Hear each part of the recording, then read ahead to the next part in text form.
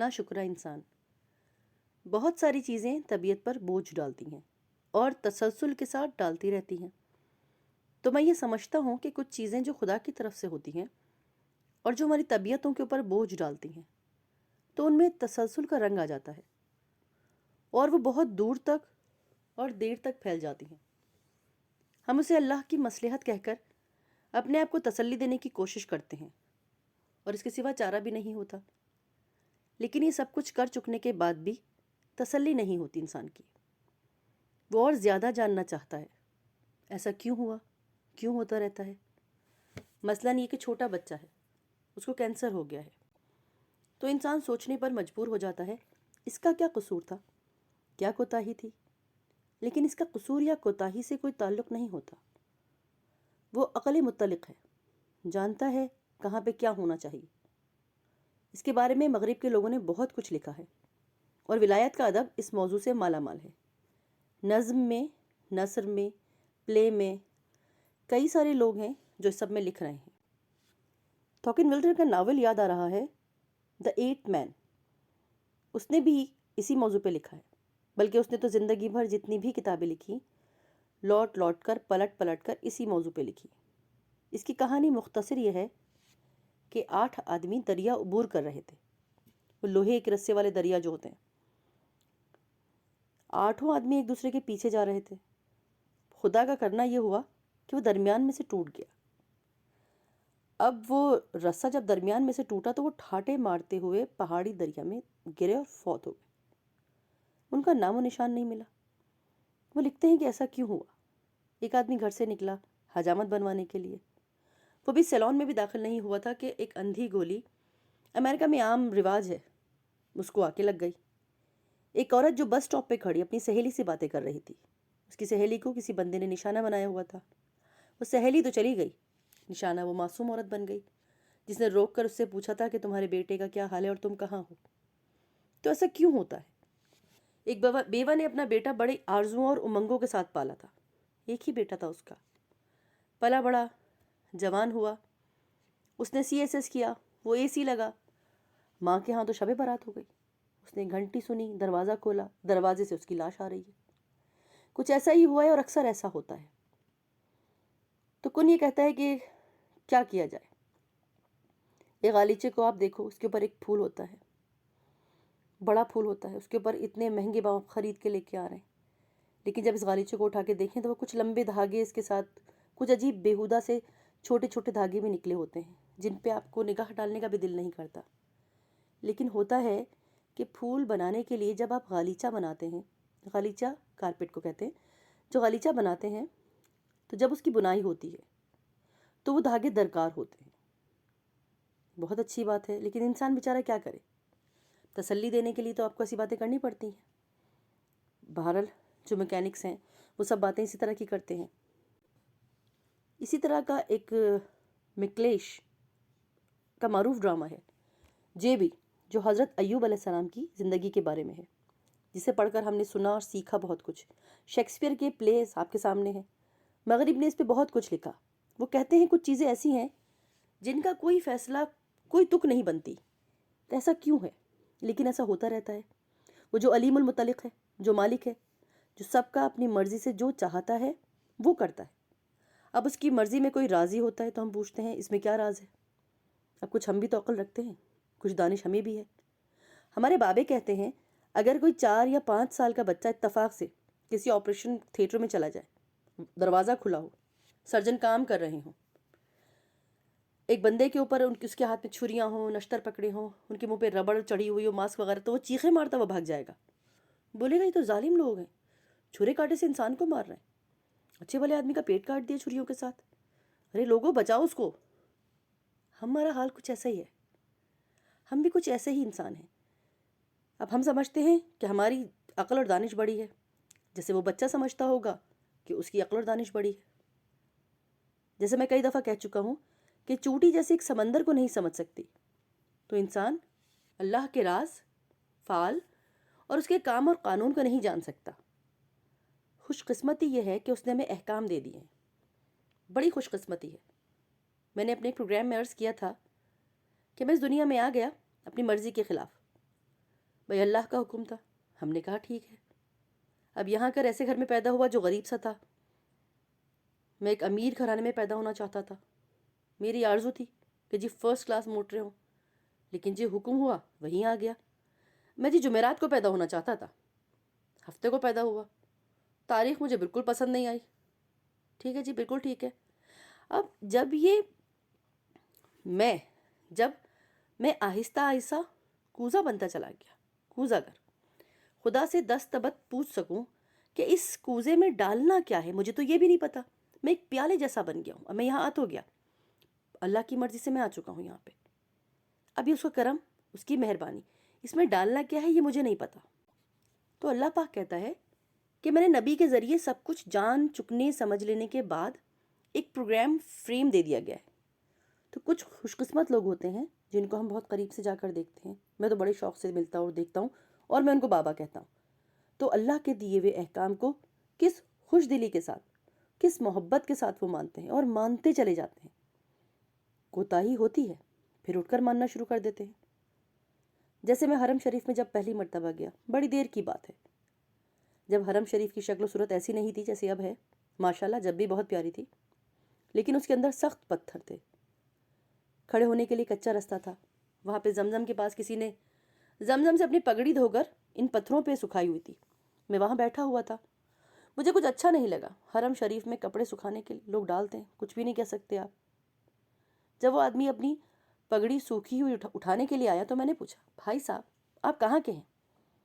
کہنے لگا میں پاکستان سے ہوں. میں نے کہا جی بڑی خوشی کی بات ہے. پگڑی سے اندازہ لگایا کہ وہیں کے ہوں گے. کون سے علاقے سے ہیں؟ کہنے لگے سائیں میں سندھی ہوں. میں نے کہا جی بڑی برکت والی بات ہے، چونکہ آپ لوگ مذہب کے بہت قریب ہوتے ہیں، بڑے ماننے والے لوگ ہوتے ہیں، اور ان میں بڑی محبت اور جذبہ ہوتا ہے. میں نے کہا سائی یہاں کب سے ہیں؟ کہنے لگا بابا میں تو 18 برس سے ہوں. تو میں نے کہا آپ یہاں کیا کرتے ہیں؟ کسی خاص پروجیکٹ میں آئے ہوئے ہیں؟ نہیں جی نہیں، ہم ایسے ہی چل کے آ گئے تھے یہاں رہنے کے لیے.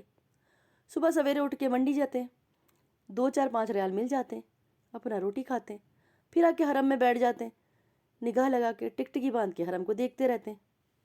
تو میں نے کہا جب آپ یہاں سے جاتے ہیں اور حرم میں بیٹھتے ہیں تو حرم میں کیا کرتے ہیں؟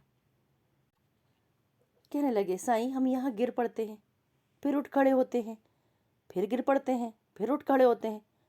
18 برس سے؟ میں نے کہا بہت خوش نصیبی ہے جو گر بھی پڑے اور اٹھ کے کھڑا بھی ہو جائے، اور پھر گرے اور پھر اٹھ کے کھڑا ہو جائے. تو بڑی برکت کی بات ہے. تو ان ماننے والوں کو ہم تسلیم کر لیتے ہیں اس بات کے لیے کہ جو ہمیں فریم ورک عطا کیا گیا ہے وہ بالکل صحیح ہے. ہر شخص کو اس کے حساب سے اس کی زندگی کا فریم ورک عطا کر دیا گیا ہے. مناسب سی بات ہے ہم اپنی زندگی کو اسی حساب سے بسر کریں. لیکن اس کے ساتھ انسانی کمزوری ہے. گرنے والا جو مقام آتا ہے تو وہ ساتھ ساتھ چلتا ہے. اس وقت آدمی یہ ضرور سوچتا ہے یہ جو میرے ساتھ میرے دوستوں کے ساتھ یا میرے عزیزوں کے ساتھ ہوا، تو ان میں بہرحال انسان جو چاہے جو سوچے، صبر، بے صبرا، شکری، ناشکری. تو انسان کی خاصیت ہے یہ کہ چھوٹے سے دھبے کو پھیلا کر نہ صرف اپنی زندگی پر بلکہ اپنے علاقے پر بلکہ ساری دنیا پہ محیط کر لیتا ہے اور خود اس دائرے کے لپیٹ میں آ جاتا ہے. اگر آپ غور کریں گے تو مصائب اور مشکلات اتنی ہی شدید ہوتی ہیں جتنا کہ آپ نے ان کو بنایا ہوتا ہے. وہ آپ کی ساری زندگی کا ایک حصہ ہوتی ہیں، ساری زندگی نہیں ہوتی. بندہ یہ سمجھتا ہے کہ یہ ساری کی ساری میری زندگی ہے اور وہ برباد ہو گئی، تباہ ہو گئی. مجھے یاد آیا آپ سے بات کرتے ہوئے، مجھے یہ بات یاد آئی. ایک بادشاہ کے عہد میں ایک غریب آدمی تھا، گاؤں کا رہنے والا، بہت ہی غریب تھا لیکن تھا صوفی آدمی، روحانیت سے اس کا گہرا تعلق تھا. تو اس غریب آدمی کے پاس ایک خوبصورت گھوڑا تھا، اعلیٰ درجے کا گھوڑا. دنیا سے دیکھنے کے لیے آتی تھی. اس نے بڑے پیار سے اپنے گھر کے قریب ایک چھوٹا سا استبل بنا کے رکھا ہوا تھا. اس کا عشق کچھ اور نہیں تھا، اس کے پاس کچھ اور نہیں تھا، بس ایک گھوڑا ہی تھا. بادشاہ وقت کو پتہ چلا کہ ایک گھوڑا اس کے پاس ہے جو بہت اعلیٰ درجے کا ہے، یہ تو حاصل کرنا چاہیے. بادشاہ اپنے حواریوں کے ساتھ، امیر وزیروں کے ساتھ اس کے پاس آیا. اے فقیر، مانگ کیا مانگتا ہے اس گھوڑے کے بدلے؟ اس نے کہا حضور یہ بکاؤ مال نہیں ہے، شوق سے رکھا ہوا ہے، بیچا نہیں جا سکتا، یہ تو بیچنے والی چیز ہی نہیں ہے۔ بادشاہ نے کہا نہیں، ہم تجھے منہ مانگی قیمت دیں گے۔ اس نے کہا نہیں جی، میں نے بیچنا ہی نہیں ہے۔ اس نے کہا غور کر لے، ہم تجھے ایک ریاست دے دیں گے، اس کے بدلے تو ہمیں گھوڑا دے دے گا؟ وہ پھر بھی نہیں مانا، بڑا ہی ضدی آدمی تھا۔ سودا بنتے بنتے معاملہ یہاں تک پہنچ گیا کہ بادشاہ نے کہا آدھی سلطنت لے لے، یہ گھوڑا مجھے دے دے۔ اس نے کہا جناب عالی، میں نے آپ کو بتایا اس کا کوئی مول نہیں ہے، اگر یہ بکنے والی چیز ہوتی میں آپ کو دے دیتا، لیکن یہ بکنے والی چیز ہی نہیں ہے۔ تو اس نے کہا اچھا تیری مرضی۔ جب بادشاہ چلا گیا تو گاؤں کے لوگوں نے کہا تو کتنا نالائق، بے وقوف اور جاہل ہے، بادشاہ وقت تیرے پاس آیا، اس نے آدھی سلطنت تجھے آفر کی، اگر تجھے مل جاتی تو ہم بھی مزے کرتے، سارے گاؤں کے مزے ہوتے، تو ہمارا بادشاہ ہوتا۔ ظالم، تم نے کتنی بڑی حماقت کر دی، کتنی بڑی خوش نصیبی تمہارے گھر آئی، تم نے دھکا دے کے باہر نکال دی۔ تو اس نے کہا بھائی میرا گھوڑا، اس نے مول لگایا، میں نے نہیں دیا، اب اس میں خوش نصیبی یا بد نصیبی کی کیا بات ہے؟ میری تو پوری زندگی ہی میرا گھوڑا ہے، اب تم خوش نصیبی کو کہاں سے لے آئے ہو؟ مجھے سمجھ میں نہیں آیا، مجھے تو دینا ہی نہیں تھا۔ انہوں نے کہا بھائی تو آدمی ہی ضدی ہے، تیرا تو مزاج ہی شروع سے ایسا ہے۔ تھوڑے عرصے بعد صبح چارہ ڈالنے کے لیے آیا تو دیکھا استبل میں گھوڑا نہیں، استبل خالی۔ گاؤں کے لوگ آئے، روتے پیٹتے کہنے لگے ہمارے گاؤں کا تو حسن تباہ ہو گیا، تجھ سے کہا تھا بادشاہ وقت کے ساتھ زور آزمائی مت کر، اب وہ گھوڑا تیرے پاس نہیں رہا، تیرے ساتھ ظلم ہو گیا، تو تباہ ہو گیا، تو برباد ہو گیا۔ اس نے کہا میں کہاں سے تباہ ہو گیا، کہاں سے برباد ہو گیا میں؟ ایک گھوڑا تھا، چھوٹی سی چیز، میری زندگی تو بہت بڑی ہے، اس کا حصہ تھا یہ، اب یہ اتنے سے حصے کو تم پوری زندگی کیوں بنا رہے ہو میری؟ کیوں پھیلا پھیلا کے کہہ رہے ہو کہ جی تمہارا گھوڑا چلا گیا تو تم برباد ہو گئے؟ ارے معمولی سی بات ہے۔ لوگوں نے کہا تو بہت بے وقوف آدمی ہے، اللہ نے تجھے عقل ہی نہیں دی۔ وہ پھر واپس چلے گئے۔ کوئی ایک مہینہ، شاید کچھ اور دن، اس کے گھوڑا واپس ہناتا ہوا واپس آ گیا۔ اس کے ساتھ نئے جنگلی گھوڑے بھی تھے۔ اب وہ کہیں بھاگ کر گیا جنگل میں، اور جنگل میں جا کر انہیں سیٹ کرتا رہا، اور وہ سارے کے سارے اس کے عشق میں مبتلا ہوئے، تو 11 گھوڑے نئے اعلیٰ درجے کے ساتھ لے کر آ گیا۔ جب اس نے دیکھا تو بہت خوش ہوا، اس نے رسے ڈال کے سب کو وہاں کھڑا کر دیا۔ پھر گاؤں کے لوگ آئے، انہوں نے کہا تو بڑا خوش نصیب ہے، تیرا گھوڑا کھو گیا تھا اور تجھے کمال کی چیز لا کے دی۔ اس نے کہا بھائی میری کہاں خوش نصیبی ہے، گھوڑا تھا، چلا گیا، واپس آ گیا، اب میری زندگی میں سب کچھ صرف یہی تو نہیں ہے۔ تم لوگ تو ایک واقعہ پکڑ لیتے ہو، تم لوگ کو سمجھ ہی نہیں آتی، اتنے نالائق ہو کہ اسی چیز کو میری خوش نصیبی اور اسی کو بد نصیبی بنا دیتے ہو۔ کیا خوش نصیبی ہے؟ وہ جو گھوڑے جنگل سے آئے تھے وہ جنگلی گھوڑے تھے، اب ان کو سدھارنا بڑا مشکل کام تھا۔ تو اس آدمی کا ایک اکلوتا بیٹا تھا، بہت ہی پیارا، جی جان سے زیادہ عزیز تھا، ایک ہی باپ ایک بیٹا۔ اس نے باپ سے کہا یہ جنگلی گھوڑے ہیں، میں ان کو سدھا دوں گا، ان کو جس بھی طریقے سے ٹرین کر دوں گا۔ چنانچہ اس نے ایک کو رسہ پھینک کر پکڑا، اس کے منہ میں لگام دے کر اس کے اوپر چڑھا، چڑھ کے سب سے صحت مند اور جنگلی موزور گھوڑے کو سدھارنے کی کوشش کی، اس کو لے کر نکل گیا، بھگایا، جنگل میں چکر لگایا۔ دوسرے دن پھر جب اس پہ چڑھا تو گھوڑے سے گر گیا، اس کی ران کی ہڈی ٹوٹ گئی، زمین پہ تڑپنے لگا۔ اس کا باپ آیا، اس کو اٹھا کر لے گیا۔ گاؤں کے لوگ پھر روتے پیٹتے آ گئے، تیری بدقسمتی، ایک ہی بیٹا تھا، تو مارا گیا، تباہ ہو گیا، برباد ہو گیا۔ اب رونے سیاپے کرنے آ گئے سارے، اتنا جوان سال بیٹا، اس کی ہڈی ٹوٹ گئی، اب تو تیرے کسی کام کا نہیں رہا۔ اس نے کہا او بھائیو صبر، میری بدقسمتی اس میں کہاں آ گئی، میری زندگی کا ایک حصہ ہے، بیٹا ہے، بیٹے کی ہڈی ٹوٹی ہے، مشکل ہے، ٹھیک ہے، سارے کے سارا کیوں مارے جاتے ہو مجھے، سارے کے سارا برباد کیوں کر دیتے ہو، میرے گھر میں بدنصیبی آئی ہے۔ تو بات صرف اتنی ہے، تاؤ ایک مذہب ہے، اس کے پیروکار بڑے وحدانیت کے قائل ہوتے ہیں، ونس کے ماننے والے، یہ جو ٹوٹے آتے ہیں ان کو نہیں ہے، تو چھوٹے چھوٹے ٹوٹے کو نہیں مانتے، یہ پوری زندگی کو مانتے ہیں۔ اب جیسے وہ بدنصیب باپ اور بدنصیب بیٹا اور ان کے 12 گھوڑے۔ تھوڑے دنوں کے بعد بادشاہ کی قریبی ہمسائے بادشاہ سے جنگ لگ گئی، گھمسان کا جنگ پڑا، جنگ طول اختیار کر گئی، بادشاہ وقت کو جبری بھرتی کی ضرورت تھی، اس نے ٹنکا بچا دیا، گاؤں گاؤں میں ڈنڈی پھیری گئی، اور جو نوجوان خوبصورت بچے تھے ان کی زبردستی بھرتی کر دی گئی۔ وہ گاؤں میں آئے، جتنے بھی خوبصورت اور تگڑے مضبوط بچے تھے، انہیں کان سے پکڑ کر جنگ میں لے جایا گیا۔ اب چونکہ اس کی بیٹی کی تو ٹانگ ہی ٹوٹی ہوئی تھی، وہ تو کسی کام کا تھا ہی نہیں، وہ اسے چھوڑ کے چلے گئے۔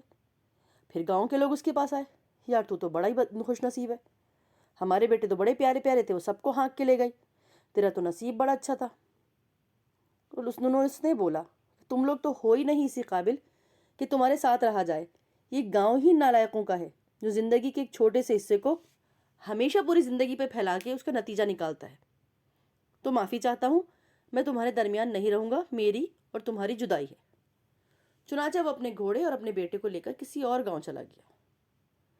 تو یہ جو فلسفہ اس شخص کا تھا، یہ ایک چینی فلسفہ ہے۔ وہ ایک دائرے کا بہت بڑا حصہ زندگی کو سمجھنے اور جانچنے کے لیے اور آنکنے کے لیے وہ اس ایک خاص طور پر دائرہ کار طے کر لیتے ہیں۔ کبھی مت کہیے کہ آپ کی زندگی میں اگر کچھ برا واقعہ ہوا ہے تو وہ ایک دھبا سا ہے، وہ سارے کے سارا آپ کی زندگی پر محیط نہیں ہو گیا۔ لیکن انسان کا خاصہ یہ ہے کہ جب ذرا سی تکلیف پڑتی ہے تو وہ چیختا ہے، جب ذرا سی خوشی کا لمحہ آتا ہے وہ اس کو بھی پھیلاتا ہے کہ جی میں سارے کا سارا خوش ہو گیا، یا میں سارے کا سارا اداس ہو گیا، یا میں سارے کا سارا برباد ہو گیا، حالانکہ اس میں خامیاں، کمزوریاں، کوتاہیاں بدستور موجود ہوتی ہیں، باوجود کہ وہ خوشی کا لمحہ ہو، باوجود کہ وہ تکلیف کا لمحہ ہو۔ مجھے آپ لوگوں سے بات کرتے ہوئے اچانک یاد آیا، میرا پوتا چھوٹا وہ آ رہا تھا مگر گھبرایا ہوا تھا۔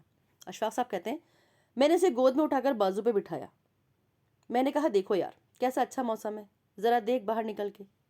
اس دن موسم بہت اچھا تھا، ہمارے بڑے بڑے شیشے تھے، آگے درخت لہلہا رہے تھے، پودے لگے ہوئے تھے بانس کے جو زیادہ خوبصورت لگتے تھے، کالے سیاہ بادل تھے، ان کے اندر سے بادلوں کی قطاریں جا رہی تھیں۔ میں چاہتا تھا میرے پوتے کو حسن و جمال میں دلچسپی پیدا ہو، وہ دیکھے اور پسند کرے، بجائے اس کے کہ وہ لکڑی کے اور پلاسٹک کے واہیات کھلونوں سے کھیلے جن میں زیادہ تر وہ قتل اور حملہ کرنے والے ہیں، پتہ نہیں آج کل ان کو کیا کہتے ہیں، کچھ عجیب و غریب، وہ انہی سے کھیلتا رہتا تھا۔ تو جب میں نے اسے گود میں اٹھا کر کہا دیکھو باہر کا منظر، اس کا حسن، یہ بادل، یہ پرندے، یہ درخت، یہ لہلہاتی شاخیں، وہ تو بالکل نہیں دیکھ رہا تھا، کچھ گھٹن سی تھی اس کے اندر، بس وہ ایک ہی جگہ پر اس کی نگاہیں مرکوز تھیں اور گھبرایا ہوا تھا۔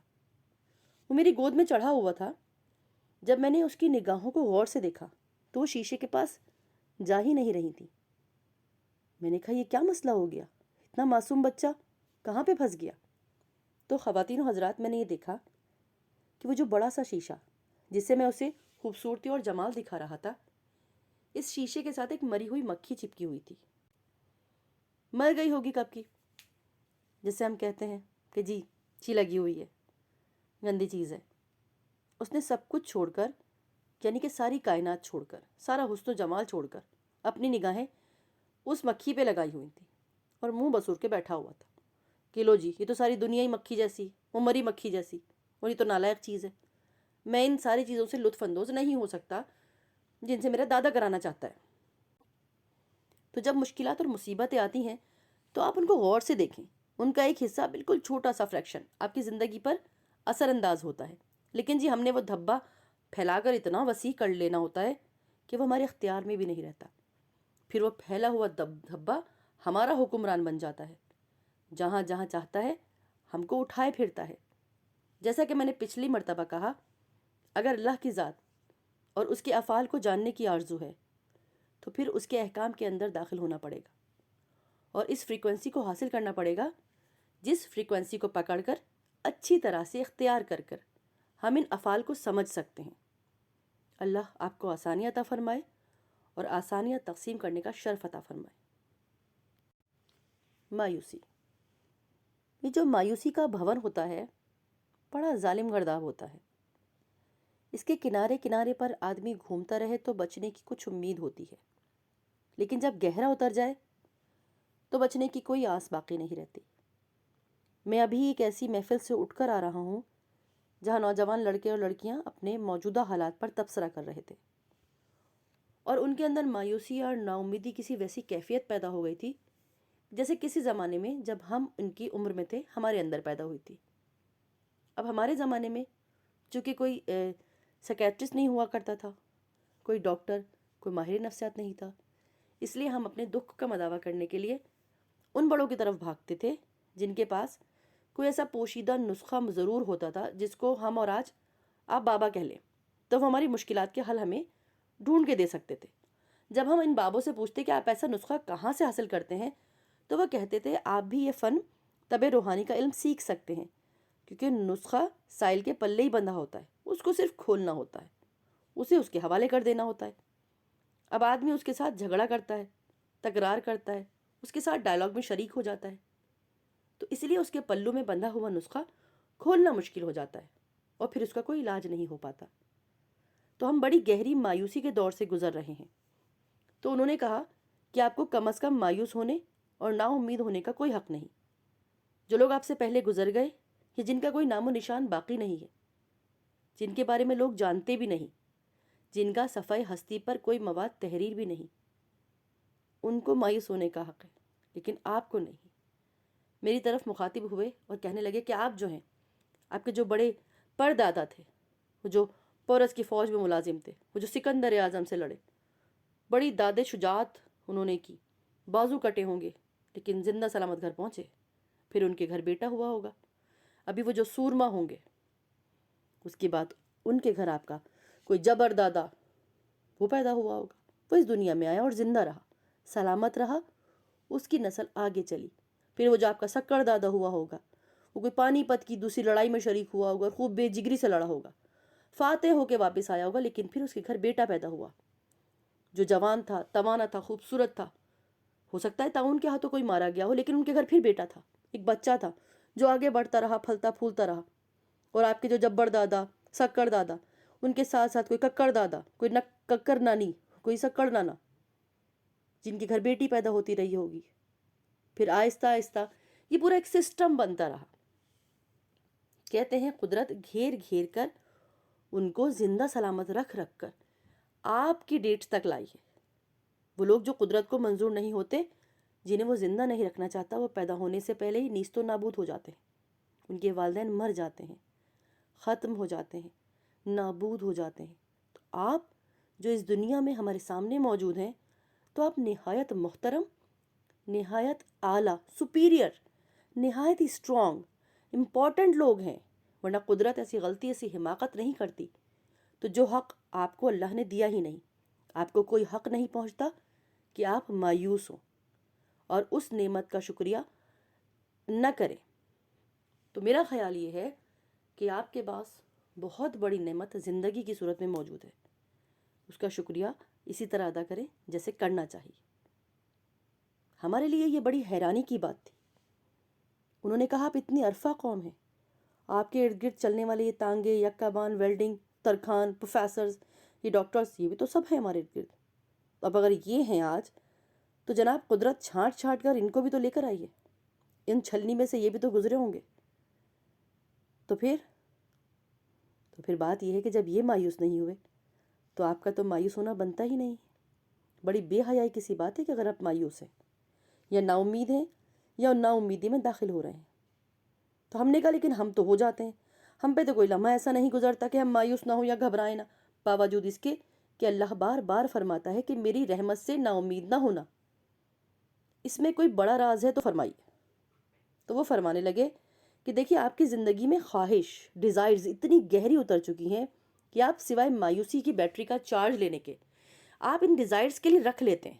آپ ہر لمحہ اپنے اندر کسی نہ کسی شے کو چارج کرنے کے لیے رکھتے ہیں اپنے ڈیزائرز کے ساتھ، ختم ہی نہیں ہوتی۔ تو مایوسی ڈیزائرز کے ساتھ ہی چلتی ہیں، خواہشوں کے ساتھ مایوسی ہے۔ جیسی خواہشیں کم ہوتی جائیں گی، آپ کی مایوسیاں کم ہوتی جائیں گی۔ تو جو آپ کی جائز ڈیزائرز ہیں وہ تو آپ کے ساتھ رہیں، وہ خواہشیں تو چلتی رہیں، وہ آرزویں تو چلتی رہنی چاہیے، لیکن وہ مایوسیاں نہیں دیتی۔ آپ ایسے ہی چلتے پھرتے رہیں گے۔ ایک جیسا بلبل ہوتا ہے، چڑیا چہچہاتی ہے، آپ کو پتہ ہے نا کہ بابے کہتے ہیں بلبل کو کبھی پتہ نہیں چلتا کہ موت اس کی طرف آ رہی، وہ گانا گا رہی ہوتی ہے اور موت آ جاتی ہے۔ لیکن آپ ہر روز مرتے ہیں، ہر روز خوف زدہ ہوتے ہیں، خوف کے مارے آپ کا دم وقت سے پہلے ہی نکل جاتا ہے۔ بلکہ every moment, every day you keep in them. چڑیا کو اس کا پتہ نہیں ہوتا، گھوڑے کو نہیں پتہ، شیر کو نہیں پتہ، بڑے مزے سے آدمی کے ساتھ چلتے رہتے ہیں، کیونکہ ان کے اندر یہ ڈیزائرز نہیں ہیں جو ہمارے اندر ہیں، جو اشتعال پیدا کرتی ہیں، جو مایوسیاں پیدا کرتی ہیں۔ یہ ہمارے اندر تصور پیدا کرتی ہیں، تصویر پیدا کرتی ہیں کہ جی ہمارے ہاں منع ہے. عام طور پہ جو سمجھدار ہیں، بڑے لوگ ہیں، کیوں منع کیا جاتا ہے کسی بھی چیز کے لیے؟ تصویر آپ کے اندر خواہشیں اور ڈیزائرز پیدا کرنے کا بڑا ذریعہ ہے. مجھ سے پوچھتے ہیں میرے بچے کہ بابا تصویر اگر آپ کہتے ہیں کہ نہیں چاہیے تو ہم پاسپورٹ پہ کیا لگائیں؟ میں نے کہا یہ وہ تصویر نہیں جس کی میں بات کر رہا ہوں، یہ تمہارے تصویری دستخط ہیں. میں ان تصویروں کی بات نہیں کر رہا جو عام مرہ میں آپ لیتے ہیں، جو آپ تصویریں کھینچتے ہیں یا بناتے ہیں یا کیپچر کرتے ہیں. میں اپنے ذہن میں بنی ہوئی ان دھندلی یا گہری تصویروں کی بات کرتا ہوں جو ہماری یادوں کے اندر ہوتے ہیں. جیسے تصویروں میں سے رنگ نکال دیا جائے تو ان تصویروں میں کچھ نہیں بچنا، اسی طرح اگر اپنے اندر کی تصویروں میں سے خواہشیں نکال دی جائیں تو مایوسی تھوڑی کم ہو جاتی ہے. خیر میں یہ عرض کر رہا تھا کہ جو میں کالک کی بات کر رہا ہوں کہ ہم ایک تھوڑی سی کالک کو اپنی پوری زندگی پر پھیلا دیتے ہیں، تو یہ اتنی ساری کالک کیوں لگ جاتی ہے؟ جب ہم اٹھتے ہیں تو ہمارے اندر کالک ہے، کیا وجہ ہے؟ تو اشفاق صاحب کہتے ہیں کہ اس کالک کو دور کرنے کا فن آپ کو آنا چاہیے. ان کے سیاہ دھبے زندگی کے اوپر حاوی رہتے ہیں. اسی طرح سے اشفاق صاحب بتا رہے ہیں کہ میرے بچپن میں، جسے آپ سب لوگوں نے بھی محلہ اور گلیوں میں جو وقت گزارا ہوگا، دیگچیاں کلئی کرنے والا آیا کرتا تھا. وہ ایک عجیب سا نظارہ ہوتا تھا. ہم اسکول جانے کے بجائے اس کے گرد کھڑے ہو جاتے تھے. کالی سیاہ دھوکنی کوئی دیگچی جن کی شکل آپ دیکھنا بھی گوارا نہیں کرتے، ان کو ذرا سا دھوؤں کے اوپر، کوئلوں کے اوپر الٹا لٹکا کر سکھا دینا. دھوکنی سے ہوا دے کر قلئی کے ساتھ قلئی کا ایک جھرکٹ دیتا تھا جیسے خراش دی جاتی ہے، اور اس کے پاس ایک لوگر طرح کا ہوتا تھا جس کو وہ نوشادر کے ساتھ لگا کر مانجھنا شروع کرتا تھا، اور دیکھتے ہی دیکھتے وہ قلئی ہونے کے بعد بقائے نور بن جاتی تھی. اور جی چاہتا تھا کہ ہم پتیلی کو دیکھتے رہیں. تو ہماری ساری کالک جو ہے نا وہ یوں دور ہو سکتی ہے کہ کہو کہ اے اللہ میں اس سیاہی کو شکریہ کے برش کے ساتھ رگڑتا ہوں اور تیری رضا و تسلیم کا نوشادر لگا کر اس کو چمکا دیتا ہوں. تو میں ان جگہوں کو پرکھ سکتا ہوں جہاں پر اور چیزیں رکھی جاتی ہیں. پر حیران کن بات یہ ہے کہ انسان بہت کچھ جاننے کے باوصف شدید احساس کمتری میں رہنا پسند کرتا ہے.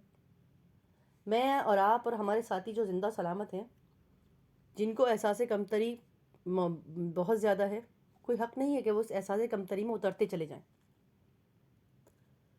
ہماری کچھ خواہشیں پوری ہوتی ہیں اور کچھ نہیں ہوتی، اور زیادہ بھی آدمی پوری نہ کر سکے تو کوئی بات نہیں، تھوڑا تو مسکرا سکتا ہے. مثلا آپ ایک بہت اعلیٰ درجے کے صابن سے نہیں نہا سکتے تو لال صابن تو ہے نا، اس سے تو نہا سکتے ہیں نا.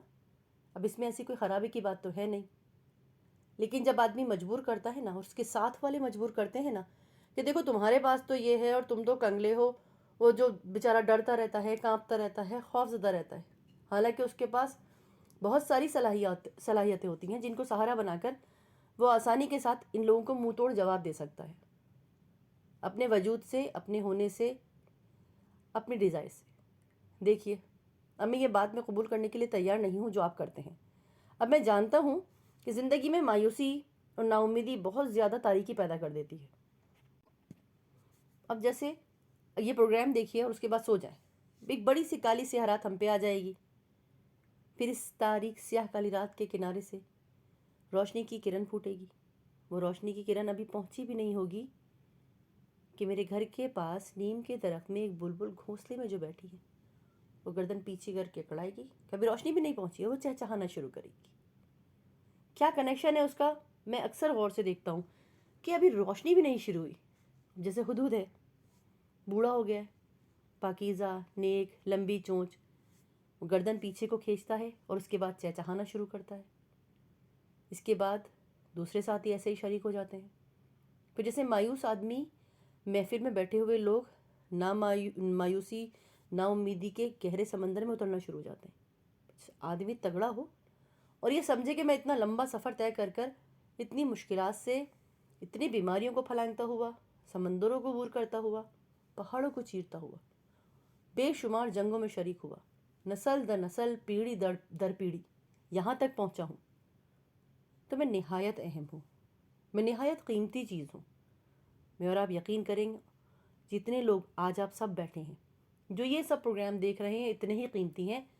اگر آج کاغذ لے کر کیلکولیشن کریں تو اپنے فیملی شجر نسب کے باوجود آپ پیچھے جاتے جائیں تو آپ کو پتہ چلے گا کہ آپ کتنے اہم ہیں. ہمارے ہاں روم کے پاس ایک جھیل تھی لاگو برا شالو کہتے تھے اسے، بڑی خوبصورت جھیل تھی، وہاں لوگ سیر و تفریح کے لیے جاتے تھے۔ ہم کو بھی جب 2-3 چھٹیاں اکٹھی ہوتی تو وہاں پہنچ جاتے۔ ایک دن موسم گرما میں بڑی اچھی ہوا چل رہی تھی، بہت سے لوگ آئے ہوئے تھے، اٹکیلیاں کر رہے تھے۔ آپ جانتے ہیں موج میلہ کرنا بہت اچھا لگتا ہے اٹیلینس کو۔ وہ ایک اٹیلین نوجوان تھا، اچھا خوبصورت، وہ کشتی کے پتوار پر چڑھ کر اور کچھ ڈانس سا کرنے لگا۔ کشتی ڈگمگائی، ڈولی، وہ اپنا بیلنس قائم نہیں رکھ سکا، جھیل میں گر گیا۔ اب اس کو تیرنا نہیں آتا تھا تو اس نے چیخیں مارنا شروع کر دی۔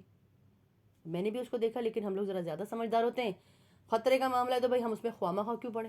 میرے ساتھ ایک 60-62 سال کا ایک بڈھا آدمی بیٹھا تھا، میں جوان تھا اس وقت، 26-27 سال کا۔ اس نے کوٹ اتارا، پتلون سمیت بوٹوں سمیت چھلانگ لگا دی۔ میں نے بھی ذرا چالاکی دکھانے کے لیے اپنے بوٹ کے تسمے کھولنا شروع کیے تاکہ میری شمولیت رہے، لوگ کہیں گے بڑا اچھا آدمی ہے، لیکن مجھ سے بوٹ کے تسمے نہیں کھل سکے۔ بہرحال اس آدمی نے اس کو پکڑ لیا، الحمدللہ اس کا سر وغیرہ اندر نہیں گیا تھا، بے ہوش نہیں ہوا تھا، وہ تھوڑی سی دیر کے لیے ڈوبا تھا تو بابا تیرتا ہوا کشتی کے پاس لے آیا اور لا کے اس کو سہارے سے کشتی میں داخل کرایا اور وہ بیٹھ گیا۔ ہم نے بڑے زور زور سے تالیاں بجائیں۔ اب جو وہ گرنے والا تھا بڑا شرمندہ ہوا اور پریشان بھی، خوف زدہ تو وہ تھا ہی۔ اس نے دبی دبی مری ہوئی آواز میں کہا، میں آپ کا شکریہ ادا کرتا ہوں، میں بہت ممنون ہوں کہ آپ نے اتنی بڑی فیور دی، مجھے بچایا۔ تو اس بابے نے کہا، نو نو نو نو، یہ کیا بات کی تم نے؟ کچھ نہیں کہو مجھے، اس میں شکریہ ادا کرنے کی بات کیا ہے؟ تم ہو ہی اتنی قیمتی کہ جب گرتے کوئی بھی تمہیں بچاتا، اس میں کیا بات ہے شکریہ ادا کرنے کی؟ تو مجھے آج آپ سے بات کرتے ہوئے یہ واقعہ یاد آیا۔ وہ بابا بیٹھ کے آرام سے اپنے کپڑے سکھاتا رہا اور نچوڑتا رہا۔ تو جب آپ کے ذہن میں یہ بات گھر کر جائے اور یہ طے ہو جائے کہ آپ اتنا لمبا سفر کر کے یہاں پہنچے ہیں، کسی نہ کسی صورت میں، کسی بھی حالت میں، کسی بھی صحت کے ساتھ، کسی بھی شکل کے ساتھ، کسی رنگ و روپ کے ساتھ، تو بھائی بہت اہم ہے۔ اللہ تعالیٰ نے آدم کی بڑی توقیر کرائی ہے اور بہت عزت عطا کی ہے۔ یہ غالباً شیطان ہے جو آدمی کو مایوس کرتا ہے اور بہت ٹھیک ٹھاک اس میں کامیاب بھی ہوتا ہے۔ لیکن اگر آج کے آج اپنے آپ پر آپ پورا بھروسہ کریں، آج سے ہی اپنے آنے والے کل کو اپنی گرفت میں لینے کی صلاحیت رکھیں، پھر اس پہ ایک کیفیت طاری ہونا شروع ہوتی ہے۔ مجھے سبحانہ کا لفظ اس لیے پسند ہے کہ میں سندھ سے بہت پیار کرتا ہوں۔ سندھ ہمارا ایک بہت بڑا صوبہ ہے، اس کے بہت پیارے لوگ ہیں، بڑے میٹھے اچھے سائیں لوگ، گانے بجانے والے، سب کرنے والے۔ میں نے بڑا وقت گزارا ہے وہاں تھر پارکر میں، میں انہیں آج بھی یاد کرتا ہوں۔ میرے دوست جو کہ نہال پتہ نہیں اب کیسے ہوں گے، ایک کاپڑی خان تھے، انہوں نے بڑی محبت دی ہے مجھے، میں اس کا بدلہ نہیں دے سکتا۔ میں کبھی کبھی ایسے الفاظ ڈھونڈ کے لاتا ہوں۔ سوہا ایک لفظ ہے جس کے معنی ہے آنے والا کل، جو کہ ہمارے پاس نہیں ہے، تو میں نے اس لفظ کو استعمال کرنا شروع کیا کہ جی آنے والے کل میں یہ میں اپنی جھولی میں بہت ساری خوشیاں اور ڈھیر ساری نعمتیں لے کر آؤں گا۔ لیکن اگر آدمی آنے والے سوہائے سے خوفزدہ ہو جائے تو اس کی جھولی میں کچھ نہیں پڑتا۔ میں بھی یہاں آنے سے پہلے ایک اچھا خاصا سیب کھا رہا تھا، سیب کھانے کے بعد بڑی ہی براق اور سفید تشتری میں اس کا ایک بیج، سیب کا بیج، چمکدار سا، بڑا اچھا لگا مجھے۔ میں غور سے اسے دیکھنے لگا، میں نے کہا بی بی یہ تو بیج ہے، اس میں سوہائے کا سبب پوشیدہ ہے۔ میں یہ بات ہی کر رہا تھا کہ میری بیوی کہنے لگی، آپ کون سے سیب کی بات کر رہے ہیں؟ اس بیج میں تو 300-400 سیب پوشیدہ ہیں، آپ کس سیب کی بات کر رہے ہیں؟ میں نے کہا یہ تو بہت ہی اچھی بات کی، آنے والے کل کے لیے اپنے آپ کو تیار کرنا تو بہترین بات ہے۔ اور مایوسی کی بات یہ ہے کہ اس میں سے نکلنے کے لیے بہت ساری چالاکیاں اختیار کی جاتی ہیں۔ میں یہ سمجھتا ہوں، اور ہمارے بابوں نے بھی یہی بتایا ہے، کہ اگر اپنی آپ خواہشوں کو، تمناؤں کو، اپنی آرزوؤں کو ذرا سا روک لیں، جس طرح آپ اپنے پیارے سے ڈاگی کو کہتے ہیں نا، ذرا باہر چلو، میں کام کر کے آتا ہوں پھر تمہیں لے کے باہر چلوں گا، تو ایسے ہی آپ اپنے ڈاگی کو جب سنگلی ڈال کے چلتے ہیں، مطلب بیلٹ ڈال کے چلتے ہیں یا پٹا ڈال کے چلتے ہیں، ایسے ہی اپنے ڈیزائرز کے ساتھ آپ اسے پٹے ڈالیں۔ جیسے آپ اپنے کتے کے ساتھ پٹا ڈال کے سیر نہیں کروائیں گے، اسے نچائیں گے نہیں، آپ اسے باہر نہیں لے کے جائیں گے جب تک وہ نہیں جا سکتا، اسی طرح آپ کے اور آپ کے محبوب کے درمیان بھی ایک چھوٹی سی سنگلی ہوتی ہے، ایک عجب سا فاصلہ ہوتا ہے۔ اسی طرح آپ کی اور آپ کے ڈیزائرز کے درمیان بھی ایک فاصلہ ہونا چاہیے، اس کو کھلائیں، پلائیں، ساتھ رکھیں، لیکن اپنے اوپر حاوی نہیں ہونے دیں۔ یہ سب سے ضروری ہے، اور مشکل امر یہ ہے کہ آپ شروع کر دیں تو پھر کوئی مشکل نہیں ہے۔ بہرحال اپنی خواہشوں کو لگام ڈالنے کا مطلب ہی یہی ہے۔ اسی باتوں سے مجھے ایک پیٹ کی کہانی یاد آئی، لیکن لمبی ہے، پھر کسی وقت عرض کروں گا، لیکن اس کا گہرا تعلق ڈیزائر سے ہے، انسان سے، انسان کی ذات سے ہے، کس طرح سے وہ جانور آپ کی مدد کر سکتا ہے۔ تو خدا آپ کو آسانیاں عطا فرمائے اور آسانیاں تقسیم کرنے کا شرف عطا فرمائے۔ صاحبان علم، ہم سب کی طرف سے آپ سب کی خدمت میں سلام پہنچے۔ جن بابوں کا میں اکثر ذکر کیا کرتا ہوں اور جن میں خاص طور پر بابا نور والے کا ذکر میں نے کیا ہے، آپ کے بات کرنے کا انداز، بات کرنے کو سمیٹنے کا، پیش کرنے کا جو رویہ تھا وہ عام لوگوں سے مختلف تھا۔ آپ یہ سمجھ لیں ان کی باتیں الگ ہی درجہ رکھتی تھی، مطلب وہ کہا کرتے تھے جو خیر کو قبول نہیں کرے گا خیر اس کے گلے پڑ جائے گا۔ کہتے تھے نماز کی تو قضا ہے، خدمت کی قضا نہیں ہے۔ پھر ایک اور اسی طرح لمبا سا بیان جس کے اوپر ہم تھوڑا الجھ گئے تھے، اور اب میں بہرحال اس الجھن سے تھوڑا آزاد ہوں۔ وہ یہ تھا کہ بھیجنے والے نے انسان کو کسی کام کے لیے، کسی عمل کے لیے بھیجا ہے، صرف پڑھنے پڑھانے کے لیے نہیں بھیجا ہے۔ جو لوگ پڑھنے پڑھانے کو عمل سمجھتے ہیں وہ عمل کے لیے دیا گیا وقت ضائع کرتے ہیں۔ ابھی بڑی بوجھل سی بات ہے، اب جو ہم لوگ لکھنے لکھانے والے ہیں، پڑھنے پڑھانے والے تھے، ان کے لیے تو گویا ایک بوم شیل تھا، لیکن ایمانداری سے سوچا جائے، اس پہ غور کیا جائے، ڈیرے پر بیٹھ کر اس طرح کی گفتگو نہیں ہوتی جس قسم کے ہم ٹی وی پہ بیٹھ کر یا پروگرام میں بیٹھ کر یا یونیورسٹی کی کلاسوں میں یا کالج کے کمروں میں کرتے ہیں۔ ہم نے اس پہ غور کیا۔ غور کرنے والوں میں حبیب جالب مرحوم بھی تھے، وہ بھی وہاں آیا کرتے تھے، خاص طور پہ صفدر منیر، وہ بھی مرحوم ہو گئے۔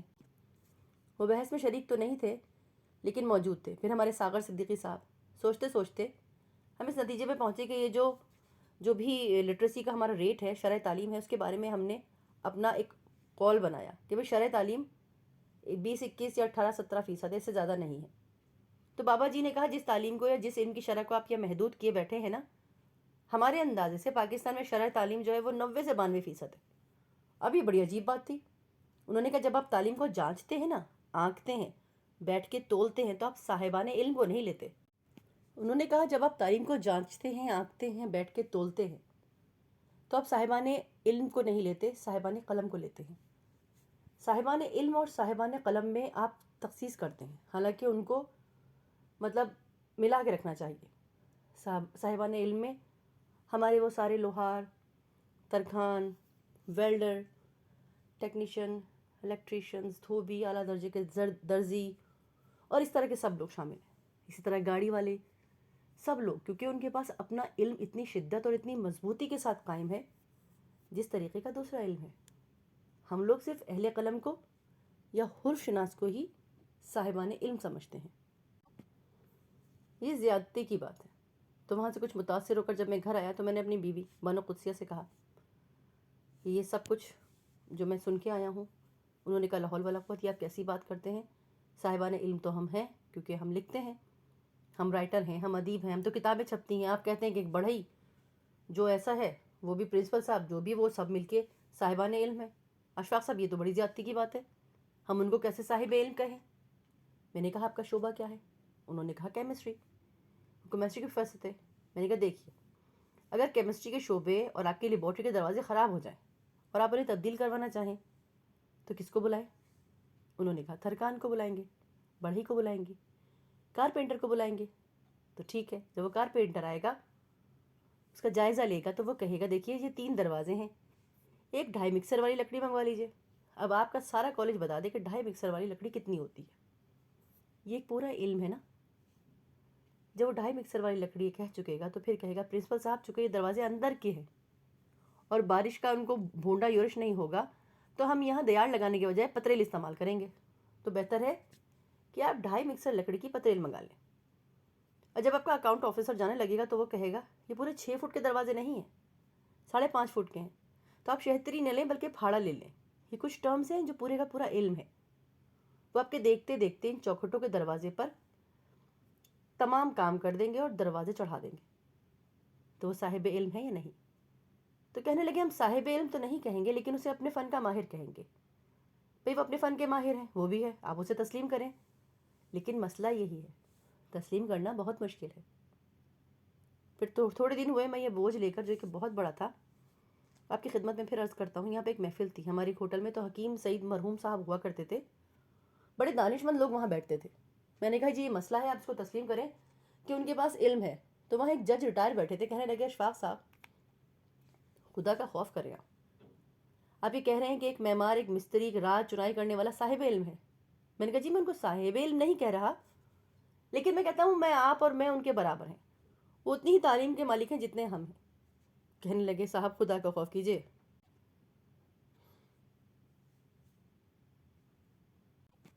کہنے لگے یہ برابر کیسے ہو گئے؟ میں نے کہا دیکھیے میں ویلڈر کی گن آپ کو لا کے دے دیتا ہوں، اب اتنے بڑے ڈاکٹر ہیں آپ، میں آپ سے کہتا ہوں ایک ٹانکا لگا کے دے دیجیے، آپ نہیں لگا سکتے. کہنے لگے یہ تو ہم نے کبھی سوچا ہی نہیں، اب اس کے بارے میں کیا فیصلہ کریں؟ تو میں نے کہا اس کے بارے میں بہت سنجیدگی سے فیصلہ کیا جانا چاہیے. آپ اتنے بڑے صاحبان علم کو کاٹ کے پھینک رہے ہیں، اپنے اور آپ ان کے درمیان میں خلیج پیدا کر رہے ہیں جس نے آپ کے ملک کو بڑی طریقے سے کمزور کر دیا ہے. اب مجھے یہ بتائیے کیا آپ ان لوگوں کو وہ عزت نفس لوٹا کے دے سکتے ہیں یا نہیں؟ وہ سیلف رسپیکٹ جس کے وہ حقدار ہیں، جیسے کہ ولایت کے مہذب ملکوں میں ان کو تنخواہیں زیادہ نہیں ملتی، پیسے زیادہ نہیں ملتے، عزت لیکن ان کو وہی ملتی ہے. بہرحال ایک ویلڈر کو بھی، ایک ٹیکنیشین کو بھی اور ایک بلڈر کو بھی ایک ہی عزت دی جاتی ہے. لیکن ہمارے یہاں چونکہ ایک نظام ہے جو ذہنوں میں چلتا چلا آ رہا ہے کہ جی یہ برہمن، یہ کھشتری، یہ دیش، یہ شود، یہ شودر ہے، اس لیے ہمیں پوری شدت سے اس پہ غور کیے جانے کی ضرورت ہے. شروع میں ڈیرے پر بابا جی علاج بالغذا بھی کرتے تھے، جیسے ہمارے یہاں بابا لوگ کرتے ہیں علاج آلٹرنیٹیو میڈیسنس ہوتا ہے. وہاں اس کا پتہ چلا کچھ لڑکیاں آئی ہوئی تھیں، بڑی پیاری پیاری خوبصورت گہرے سامنے رنگ کی، 4-5 برس کی، ایک بڑی عمر کی عورت تھی، ساتھ میں ایک بابا تھا. وہ اس کا علاج کروانے آئی تھی. تو میں نے بابا جی سے پوچھا یہ کون بچیاں ہیں جو اپنا علاج کروانے آئی ہیں؟ انہوں نے کہا اپنے تائے کو لے کے آئی ہیں. یہ بچیاں ہیں جو بہاولپور ملتان میں کاٹن پک کرتی ہیں، کپاس چنتی ہیں. تو مجھے خیال آیا کہ پاکستان کی جو ریڑھ کی ہڈی ہیں یہ وہ خواتین ہیں جو کپاس چنتی ہیں، جو رائس پلانٹر ہیں، خواتین ہیں جن کا نام اخباروں میں آتا ہے. نہ یہ جو روز برتری کے دعوے کرتی ہیں، نہ وہ ہمارے جیسی ہیں، اور نہ ہم ان کے ساتھ ہیں. یہ آپ کی پاکستان کی جو اکانومی ہے نا ساری کی ساری وہ کاٹن کی اکانومی پر ہے. اور جو آپ کے لیے اتنے ڈالرز اور پاؤنڈس جو سب آتا ہے نا، یہ وہ لڑکیاں ہیں جو کاٹن پک کرتی ہیں. چونکہ میری تجسس کی عادت ہے تو میں نے پوچھا بیبیوں یہ کپاس چننے کا کام کتنا مشکل ہے؟ ہاں جی بابا جی، یہ جو پھٹی چگنا ہوتا ہے نا بڑا ہی مشکل ہوتا ہے. میں نے کہا تمہاری بڑی شیخی ہے، یعنی کہ میری نگاہوں میں تو تمہاری بڑی عزت زیادہ ہے، اخبار والی عزت نہیں ہے، سچ مچ والی عزت. تو میں نے کہا یہ جو تم کاٹن چنتی ہو تو بہت مشکل ہے، کیا میں نہیں کر سکتا؟ تو کہنے لگے نہیں جی مرد یہ کام نہیں کر سکتے. میں نے کہا کیوں؟ تو کہنے لگے ان کی انگلیاں موٹی موٹی ہوتی ہیں، وہ پھٹی نہیں پٹتے، وہ پورا جوٹا پٹ کے جان دیں. تو اگر مردوں کو یہ کام دے دیا جائے، یا خدا نہ خواستہ اگر آدمی یہ کام کرنے لگے، جو آپ کی اکانومی ہے نا، جو آپ فورن ایکسچینج کماتے ہیں، یا اس کا بھٹا بیٹھ جائے گا. اسی طرح جو رائس پلانٹ ہے، تو آپ نے دیکھا ہوگا گاؤں میں کہ وہ عورتیں جو پانی میں کھڑے ہو کے ایک دوسرے کے پیچھے چل رہی ہوتی ہیں، وہ لائن سے بالکل سیدھی ہوتی ہے اور پیچھے ہٹتی چلی جاتی ہیں، تو اپنا گانا گائے جاتی ہیں، اسے پلانٹ کرتی رہتی ہیں. تو بہرحال میرے حساب سے رائس پلاننگ یا رائس ایگریکلچر کی وہ MSc ہوتی ہیں، اور ان کے ساتھ جو بوڑھے کام کر رہے ہوتے ہیں وہ PhD کا درجہ رکھتے ہیں. تو یہ لوگ ہمارے ملک کی ریڑھ کی ہڈی ہیں، یہ صاحبان علم ہیں، صاحبان قلم نہیں ہیں. اب ہم یہ چاہیں گے ان صاحبان علم کو جن میں عملی طور پر علم موجود ہے، کوئی ایسی صورتحال پیدا کریں کہ ان کے پاس جو تحریری اور حرف شناسی کا علم ہے وہ بھی پہنچ جائے. پہنچ اس لیے نہیں رہا ہم انہیں مانتے ہی نہیں ہیں. اب اس بارے میں جہاں جہاں میرا جھگڑا چلا صورتحال ایسی ہی رہی. ایک فوجی تھے، وہ کہنے لگے یہ آپ کی عجیب عجیب سی باتیں ہم انہیں کیسے مان لیں؟ میں نے کہا سر آپ اپنے 32.5 لاکھ کی موٹر محمد صدیق ان پڑھ مستری کو دے آتے ہیں، اس سے کہتے ہیں 2 دن میں ٹھیک کر کے دے دو، وہ کہتا ہے نہیں نہیں 3 دن لگیں گے. اب یہ کمپنی بے عقل ہے، اس کو بنانی نہیں آتی، بتائیے. تو میں آپ لوگوں سے، آپ کی وساطت سے، اپنے سارے حضرات سے پوچھتا ہوں کیا پاکستان میں یہ وقت آ سکتا ہے کہ ہم اپنے آپ کو مضبوط کرنے، اپنے آپ کو طاقتور رکھنے کے لیے ان لوگوں کو اپنے ساتھ شامل کر لیں؟ ان کے ساتھ کوئی رشتہ داری نہیں کرنے کہہ رہا، صرف محبتیں بانٹنی ہے. ان کے ساتھ پیسہ نہیں بانٹنا، لیکن جب آپ جائیں تو ان کو اتنی عزت ضرور دیں جتنی آپ ولایت میں دیتے ہیں. جیسے وہاں کے ٹیکسی ڈرائیور کو دیتے ہیں ایسے یہاں کے ٹیکسی ڈرائیور کو بھی دیں. میں آپ کی خدمت میں یہ سوال پیش کر رہا ہوں، اپنے ناظرین اور سامعین کی خدمت میں بھی، کہ کیسے حل کریں اس کو. میں چاہتا ہوں کہ ہم سارے مل جائیں، اس مضبوطی کو اپنا لیں. یہ جو آپ بڑے فخری انداز میں کہتے ہیں نا کہ ترقی یافتہ ملکوں میں یہ ہوتا ہے اور وہ ہوتا ہے، میرا خیال ہے ہم ایسا کوئی ڈھانچہ بنائیں جس میں صاحبان قلم کے ساتھ تھوڑا عملی ان کو اپنے ساتھ کام کرنے کا موقع دیں، تھوڑے سے حروف بتائیں آپ جو عمل کر رہے ہیں. اب ایک بندہ رندہ مار رہا ہے, تیسا چلا رہا ہے, اب اس کو پتہ چلے کہ میں نے دنیا میں کیا کمال دکھایا, کیا کیا کام ہو رہا ہے دنیا میں. تھوڑی سی حروف شناسی بھی آنی چاہیے. اب حکومتیں کیا کرتی ہیں, کئی دفعہ حکومتوں نے تعلیم بالغان جو الف بے پے سے شروع کر دیا, اس کا کوئی فائدہ نہیں ہوتا. اگر اس لائن میں جیسے آپ نے فرمایا عملی کام کرنے ہیں تو ان کو آپ پش کریں, ان کے لیے کوئی ایسا نظام بنایا جائے جو باقاعدہ ان پہ فرق ڈالے. یہ تھوڑی سی کمی ہے. بہرحال کوئی صاحب علم ہو, جیسے کہ خاتون نے کہا کہ ہمیں اپنے علم پہ تھوڑا فخر کرنا شروع کرتے ہیں تو ہمیں تقویت آئے گی. ابھی ہم تھوڑا سا ڈرے ہوئے ہیں. میری بھانجی ہے, وہ MSc ہے, پروفیسر ہے ہوم اکنامکس کی. اس نے اسپیشلائزیشن کیا ہے کھانا وغیرہ پکانے میں, لیکن ہمارے گھر میں جب کوئی دعوت ہوتی ہے تو ہم صدیق باورچی کو بلا لیتے ہیں. ایک مرتبہ شادی پر دیر کی بات ہے, 42 دیگیں پکانی تھی. وہ باورچی 42 دیگوں کو کس طرح ترتیب سے تیار کر رہا تھا اور کتنی مستعدی سے اس کے پاس کتنا علم تھا, اس کا اندازہ نہیں لگا سکتے. تو میں درخواست لے کر آیا ہوں کہ آپ کی خدمت میں کہ لوگوں کو سیلف رسپیکٹ دیں, جو ان کا حق ہے, جو ان کی عزت ہے, جو ان کی توقیر ہے, ان کو لوٹانی چاہیے. یہ بہت ضروری ہے, ورنہ ہم اسی غلط فہمی اور کوتاہی میں مبتلا رہیں گے جس میں آپ موجود ہیں. کچھ الجھنیں میری بھی ہوتی ہیں جن سے میں آپ کو زحمت دیتا رہتا ہوں, اور وہ یہ ہے کہ جیسے ایک بہت ہی ذہین غیر معمولی سا انسان ہو, بہت زیادہ, کیا وہ عام لوگوں سے مل نہیں سکتا ہو, اس کے درمیان زندگی نہیں بسر کرتا ہو, ان سے کچھ کٹا کٹا سا رہتا ہو, وہ اپنی تخلیقی قوتوں میں اتنا مگن ہوتا ہو کہ شاید اسے دنیا کی ضرورت ہی نہیں رہتی. شاید یہ بات ہو سکتی ہے. وہ یہ کہنا نہیں چاہتا لیکن وہ اپنے آپ میں مگن ہے, جس طرح ہمارے ملنگ بابا ہیں. وہ اتنا پرسکون ہے کہ وہ باہر کی دنیا میں آنا ہی نہیں چاہتا. جہاں تک ذہانت کا تعلق ہے, آپ اس کو ڈیفائن نہیں کر سکتے. وہ شخص ذہین ہے جو خود کو ماحول میں ایڈجسٹ کرے, لیکن وہ ایسا نہیں کر رہا. اس کا مطلب کہ اس کی ذہانت میں خرابی ہے. میرا خیال ہے کہ اس کو ایک مکمل دنیا ملی ہوئی ہے, ایک انٹلیکچوئل ڈسکوری کر رہا ہے, وہ جینیس کی بات کر رہا ہے, غیر معمولی ذہانت کی بات. جس طرح آپ نے شروع میں بتایا کہ جی بابا نور والے کی جو کبھی اسکول نہیں گئے, کبھی کالج نہیں گئے, لیکن ان کی نالج بہت تھی. اس کی بنیاد پہ آپ جیسے اسکالر, شاعر اور بڑے قابل لوگ ان کے ساتھ بیٹھ کے اپنی باتیں شیئر کرتے تھے. اس کا مطلب ان میں ذہانت جو ہے اوسطاً زیادہ تھی. وہ آپ لوگوں کو متاثر کرتے تھے اور وہ پوری طرح لوگوں کے اندر گھلے ملے بھی رہتے تھے. انہوں نے پوری طرح ایڈجسٹ بھی کیا اپنے آپ کو. اب یہ آخری فقرہ نا آپ کا غور طلب ہے کہ گھلے ملے رہتے تھے. جناب, گھلے ملے رہنے کے بغیر علم نکل ہی نہیں سکتا. اب یہاں پہ ایسا کیوں ہے, میں آپ کو بتاتا ہوں کہ جو شخص اپنے آپ میں مگن ہے, اپنے کام میں مگن ہے, وہ مصروف ہوتا ہے لیکن اپنا رابطہ قائم نہیں رکھ سکتا.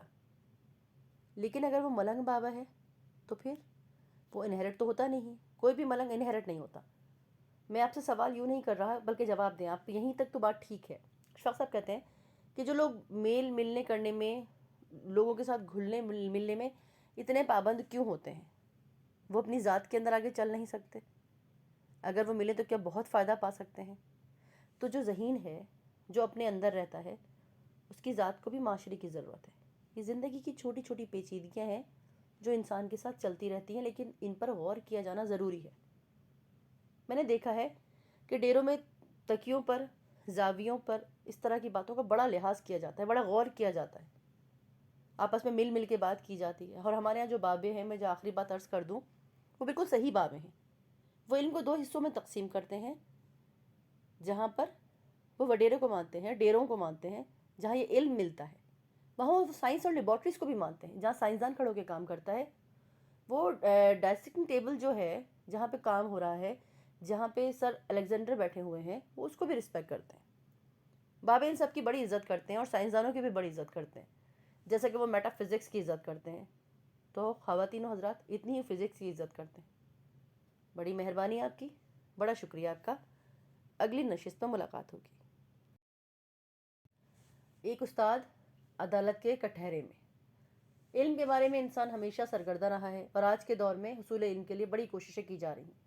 صحیح, غلط, کمزور, پیچیدہ, جو بھی صورت اختیار کی جاتی ہیں, لیکن میں سمجھتا ہوں یہ جو ساری کوششیں ہیں یہ انسان کے ایک بہتر مستقبل کی نوید ہیں. علم حاصل کرنے کے لیے جب ہم اپنے بھائی, میں اور میرا بھائی گاؤں سے لاہور آئے, تو ہمارے ابا جی نے ہمیں ایک گھر لے کے دیا فلیمنگ روڈ پہ. وہاں ایک اختر شیرانی صاحب رہتے تھے. میں تو چونکہ فرسٹ ایئر کا طالب علم تھا, اس لیے ان کے نام سے یا ان کے کام سے اتنا واقف نہیں تھا, لیکن میرے بڑے بھائی ان کو جانتے تھے، ان کی بڑی قدر و منزلت کرتے تھے۔ بہرحال جہاں ہمارے ابا جی نے اور بہت ساری مہربانیاں کی، وہاں یہ بھی کہ خانسامہ بھی دیا جو کھانا پکانا جانتا تھا۔ اس کا نام عبدل تھا۔ عبدل کو زندگی میں 2 شوق بڑے تھے، ایک تو انگریزی بولنے کا، انگریزی تعلیم حاصل کرنے کا، جیسے آج کل بہت زیادہ انگریزی کو ہی علم مانا جاتا ہے، انگریزی کے حصول کے لیے جان لڑا دی جاتی ہے۔ عبدل کو بھی ایسے ہی بڑا شوق تھا۔ دوسرے اس کو اچھی کنوینس چاہیے ہوتی تھی۔ چنانچہ جب کبھی بھائی خط پوسٹ کرنے کے لیے اسے جی پی او بھیجتے تو وہ کہتا اگر آپ اپنی سائیکل دے دیں تو میں بڑی خوشی سے چلا جاؤں گا، بڑی خوشی سے آؤں گا۔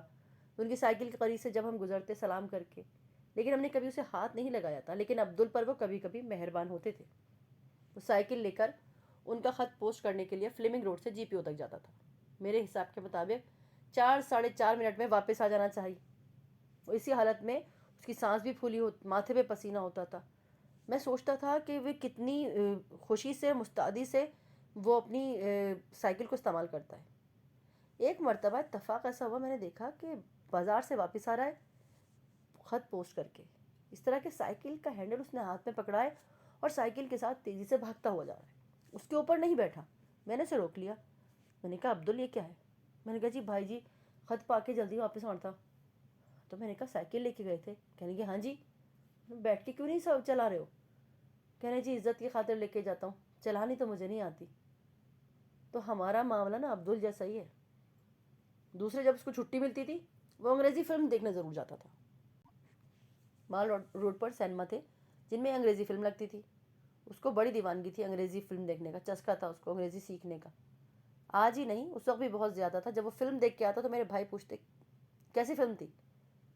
کہتا بہت کمال کی تھی، اس میں ایک مس تھی جو بڑا اچھا تیرتی تھی، ویری بیوٹی۔ لیکن وہ فلمیں دیکھ دیکھ کے بس اندازے لگاتا تھا، اس میں اتنی استعداد نہ تھی کہ سمجھ پاتا۔ کوئی لفظ انگریزی کا سمجھ نہیں پاتا تھا، لیکن نہ ہی وہ تلفظ بھی ادا کر پاتا تھا، نہ بیان کر پاتا تھا۔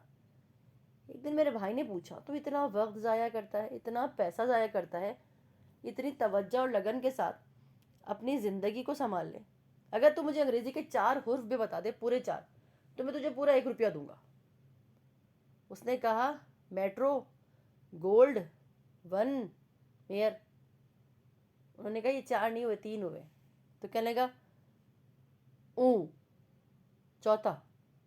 تو جتنی انگریزی وہ جانتا تھا وہ اسی قسم کی تھی، اور ہم بھی آج کل اتنی ہی انگریزی جانتے ہیں۔ ہم انگریز کے اندر کچھ ایسے ہی پھنسے ہوئے، جیسے شیر بھوک کے لیے بھاگتا ہے، ایسا ہی ہماری انگریزی بس چلتی پھرتی جیسی ہے۔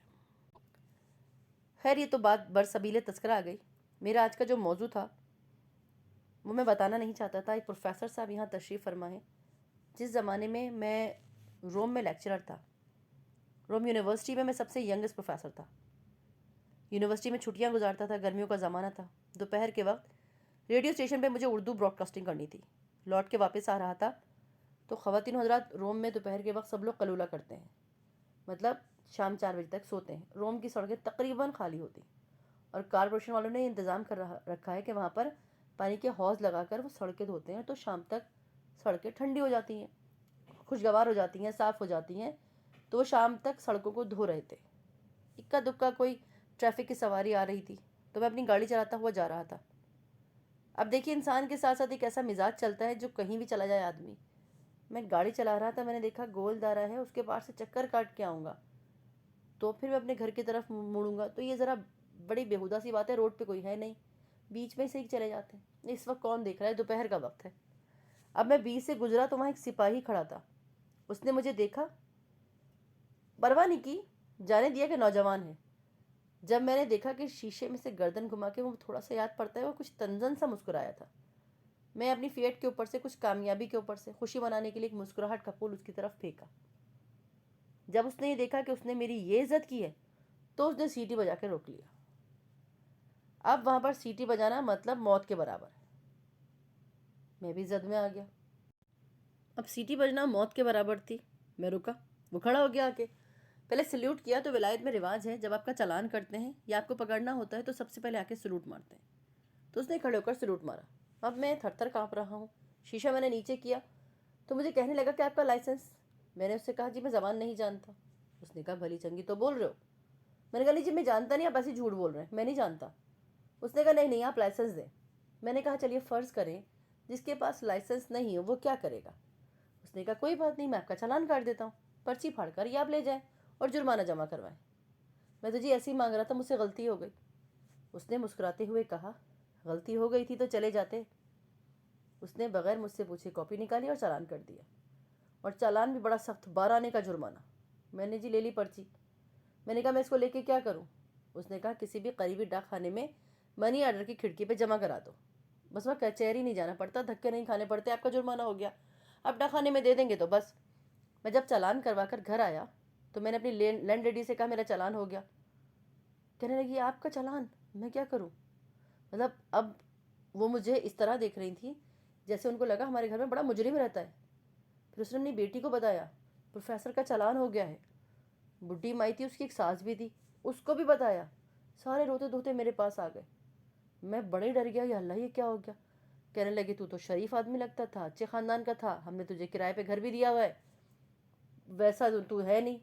خیر گھر خالی کرنے کو تو نہیں کہا، پر بڈھی مائی اس کی ساس نے کہا ہو تو کیا ہے برخوردار چالان، مگر کسی سے ذکر نہیں کرنا، محلے داری کا معاملہ ہے، اگر محلے والوں کو پتہ چلا نا کہ چالان ہو گیا ہے تو بڑی رسوائی ہوگی تمہاری۔ میں نے کہا نہیں میں پتہ نہیں لگنے دوں گا، لیکن طبیعت میری لاؤبالی تھی، 26 سال کی میری عمر تھی۔ چالان جیب میں ڈالا اور نکل گیا دوستوں سے ملنے۔ اگلے دن جمع کروانا تھا، بھول گیا، سارا دن گزر گیا۔ اس سے اگلے دن مجھے اصولاً جمع کروا دینا چاہیے تھا، تو میں نے کپڑے بدلے تو پرانے کوٹ میں رہ گیا۔ شام کے وقت مجھے ایک تار ملا کہ محترم جناب پروفیسر صاحب، فلانا فلانا مقام پر جو چوراہے پہ آپ کا چالان دیا گیا تھا، اور فلانا فلانا سپاہی نے، یہ نمبر ہے آپ کے چالان کا، آپ نے ابھی تک چالان کے پیسے جمع نہیں کروائے، یہ بڑی حکم ودولی ہے، مہربانی کر کے اسے جمع کروا دیں۔ اب تقریباً 21 روپے کا تو وہ تار ہی تھا۔ میں نے سارے لفظ گنے، مجھ سے کوتاہی ہوئی کہ میں پھر بھول گیا۔ اب پھر ان کا ایک تار آیا کہ اگر آپ اب بھی رقم نہیں جمع کروائیں گے تو ہمیں افسوس ہے کہ آپ کو کورٹ میں پیش ہونا پڑے گا۔ اب مجھ سے پھر کوتاہی ہوئی اور میں نہیں جا سکا۔ پھر مجھے کورٹ سے سمن آ گیا کہ جی فلاں تاریخ کو عدالت میں پیش ہو جائیں، اور یہ جو آپ نے حکم عدولوی کیے نا، جو قانون توڑا، اس سے آپ کا انصاف کیا جائے گا۔ اب ان کی بولی چونکہ رومن ہے تو بہرحال کیا کروں میں، اب اسے تو سب کچھ تفصیل میں چاہیے۔ اب میں ڈرا، میری سٹی گم ہو گئی۔ اب میں پریشان کہ دیار غیر میں ہوں، کوئی میرا حامی و مددگار تو ہے نہیں، اب کس کو اپنا ولی کراؤں۔ میرا ایک ڈاکٹر تھا، ڈاکٹر یالدی اس کا نام تھا، نوجوان تھا۔ میں نے اس سے کہا مجھے وکیل کرا دو۔ اس نے کہا میرا ایک دوست ہے، اس کے پاس چلتے ہیں۔ اس کے پاس گئے، اس نے کہا یہ تھوڑا پیچیدہ ہو جائے گا، اگر میں عدالت میں گیا بہتر یہ پروفیسر صاحب خود جائیں اور خود جا کر فیس کریں، عدالت کی خدمت میں عرض کر دیں کہ چونکہ میں قانون کو ٹھیک سے جانتا نہیں تھا اور میں یہاں غیر ملکی ہوں تو مجھے معافی دی جائے، میں آئندہ ایسا نہیں کروں گا۔ میں نے کہا یہ ٹھیک ہے۔ چنانچہ میں ڈرتا ڈرتا چلا گیا۔ اب اگر آپ کو کبھی روم جانے کا اتفاق ہو تو وہاں پہ پالاس آف دی جستی ہے، رومن زمانے کا ایک بڑا وسیع اور عریض، اسے ہم تلاش کرتے کرتے جب جج صاحب کے کمرے میں پہنچے تو وہ وہاں تشریف فرما تھے۔ مجھے ترتیب کے ساتھ بلایا گیا تو میں چلا گیا۔ اب میرے بدن میں بالکل روح نہیں ہے، میں خوفزدہ ہوں، کانپنے کی بھی مجھ میں جرت نہیں ہے، کچھ تشنج جیسی کیفیت پیدا ہو گئی۔ انہوں نے حکم دیا کھڑے ہو جائیے اس کٹہرے کے اندر۔ اب عدالت نے مجھ سے پوچھا کہ جب آپ کا چالان ہوا تھا اور آپ کو یہ حکم دیا گیا تھا کہ آپ 12 آنے ڈاک خانے میں جمع کروا دیجیے تو کیوں نہیں کروائے؟ میں نے کہا جی مجھ سے کوتاہی ہوئی، مجھے کروانے چاہیے تھے۔ اس نے کہا کتنا عملے کا وقت ضائع ہوا، کتنا پولیس کا ہوا، اب تک جسٹس جو ہے عدالت ہو رہی ہے، اس کا کتنا وقت ضائع ہو رہا ہے، آپ کو اس بات کا احساس ہونا چاہیے، ہم آپ کو اس کے لیے کڑی سے کڑی سزا دیں گے۔ میں نے کہا جی میں ایک فارنر ہوں، یہاں پردیسی ہوں، جیسے ہمارا بہانہ ہوتا ہے ہمیشہ، میں کچھ زیادہ ادب اداب یہاں کے جانتا نہیں، کچھ قانون سے میں واقف نہیں ہوں، تو مجھ پہ مہربانی فرمائیے۔ انہوں نے کہا زبان تو آپ ٹھیک ٹھاک بول رہے ہیں، وضاحت کر رہے ہیں، کرتے کیا ہیں آپ؟ اب میں چپ کر کے کھڑا ہوں۔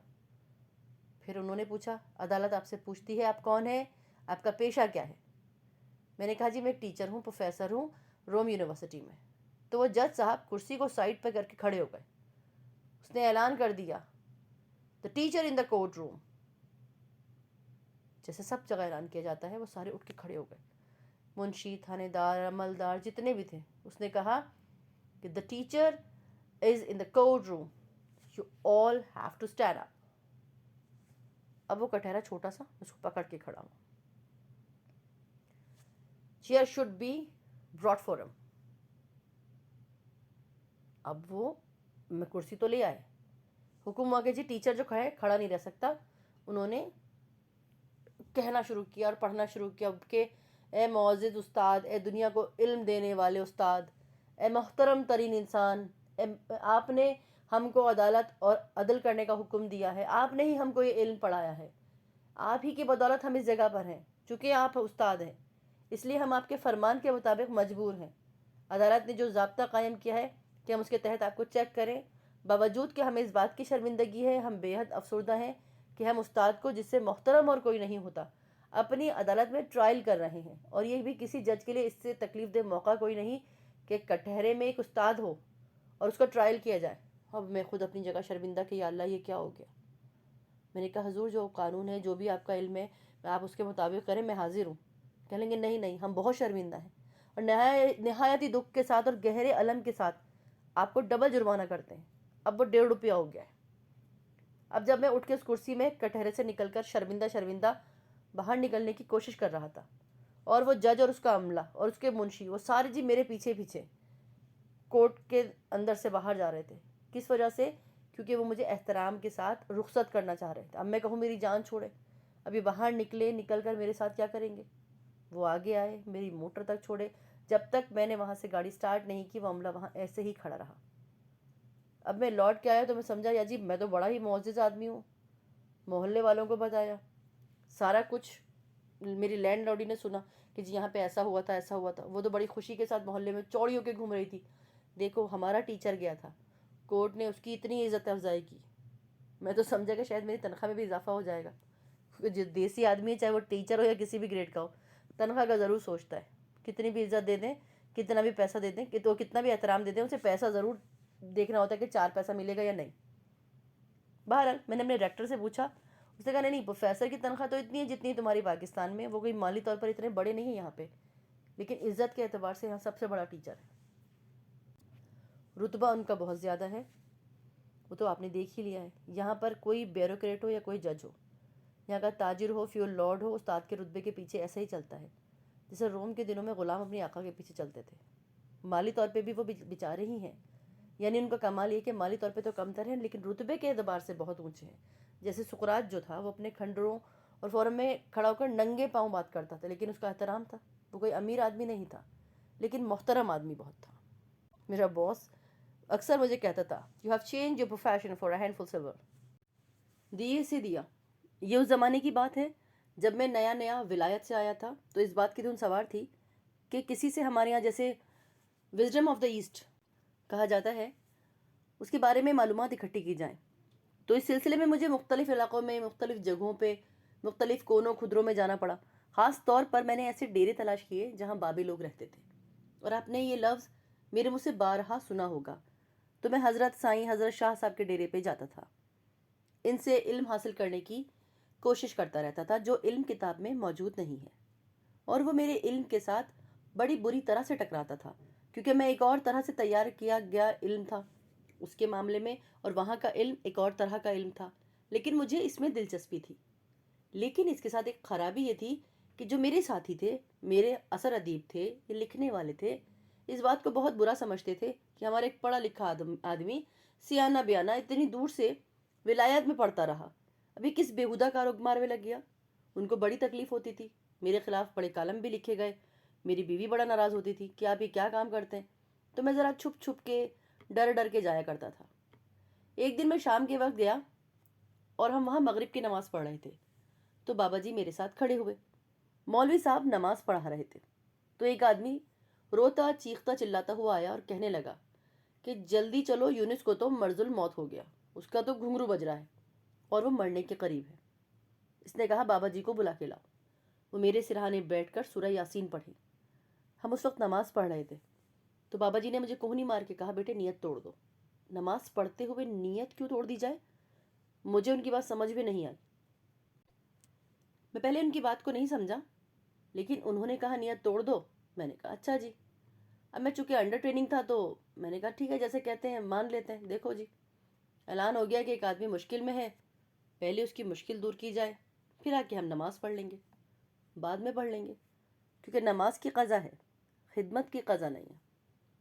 کوئی آدمی سائیکل سے گر جائے، زخمی ہو جائے، آپ کہیں میں مغرب پڑھ کے آؤں پھر آ کے اٹھاتا ہوں، یہ ٹھیک نہیں ہے۔ اب یہ بات تو میرے لیے نئی تھی اور عجیب بھی تھی۔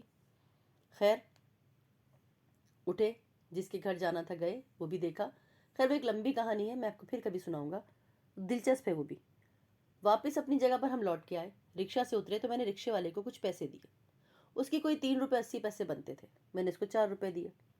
میں سمجھا میں نے بڑا مار کا مارا ہے. تو بابا جی نے پوچھا پت کتنے پیسے دیے؟ میں نے کہا دے دیے. کہنے لگے کتنے دیے؟ میں نے کہا 4 روپے. تو کہنے لگے کیوں؟ میں نے کہا اس کے 3 روپے 50 پیسے یا 80 پیسے بنتے تھے، میں نے 4 روپے دے دیے. تو انہوں نے کہا نہیں بیٹے 5 دینے تھے نا. میں نے کہا کیوں 5 کیوں؟ کہنے لگے تسی بھی تاں دیتے وچوں دینے سی، تسی کیڑے پلوں دینے سی. مطلب خدا کے دی ہوئے پیسوں میں سے دینے تھے، کون سا اپنی جیب سے دیتے.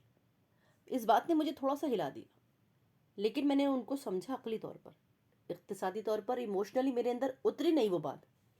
لیکن میں اس کے بارے میں سوچتا رہا، غور کرتا رہا. ایک دن ہمارے بہت پیارے دوست ابن انشا وہ کراچی سے آئے. وہ مجھے گھر گھر ڈھونڈتے پھرے. انہیں پتہ چلا میں اس وقت کسی اور جگہ موجود نہیں ہوں، کسی لائبریری میں بھی نہیں ہوں. پھر انہوں نے سوچا کہ اشفاق ضرور ڈیرے پہ گیا ہوگا. چنانچہ وہ ایک بڑا سا ڈنڈا لے کر، وہ جو بانس کا، مجھے ڈھونڈتے ڈھونڈتے ڈیرے پہ آ گیا. اسے پتا تھا اب اندر تو داخل نہیں ہوا، باہر کھڑا رہا. اب اس کو تکلیف بھی تھی اور شرمندگی بھی تھی کہ یہ میرا دوست کس جگہ پر آ کے بیٹھا ہے. میں اندر بیٹھا ہوا تھا، میں ڈرا ہوا تھا. اس نے کہا باہر آؤ. خیر ڈرتا ہوا صاحب اس کے قریب پہنچا. اس نے کہا تمہیں شرم آنی چاہیے، تمہیں کتنی مرتبہ کہا ہے، یہ زمانہ سائنس اور ٹیکنالوجی کا ہے، تم کس فضول جگہ پر آ کے بیٹھ جاتے ہو اور کیا سیکھتے ہو یہاں پہ. میرے 2 دوست تھے، ایک ابن انشا اور ایک نون میم راشد. یہ سائنس اور ٹیکنالوجی سے بہت مرغوب تھے اور کہتے تھے کچھ کمال ہی کیا ہے سائنس نے. جب میں UNO میں تھا تو نون میم راشد کے دفتر میں اوپر کی منزل سے کوئی 42ویں منزل تھی.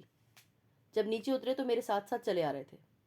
تو ہم ایک ڈاک خانے پہ رکے تو کہنے لگے خیر آ گئے ہو تم گاؤں سے، نہ تمہارے پاس تعلیم ہے، نہ حسن ہے، نہ صحت ہے، تم لوگ کس طرح زندگی گزارتے ہو؟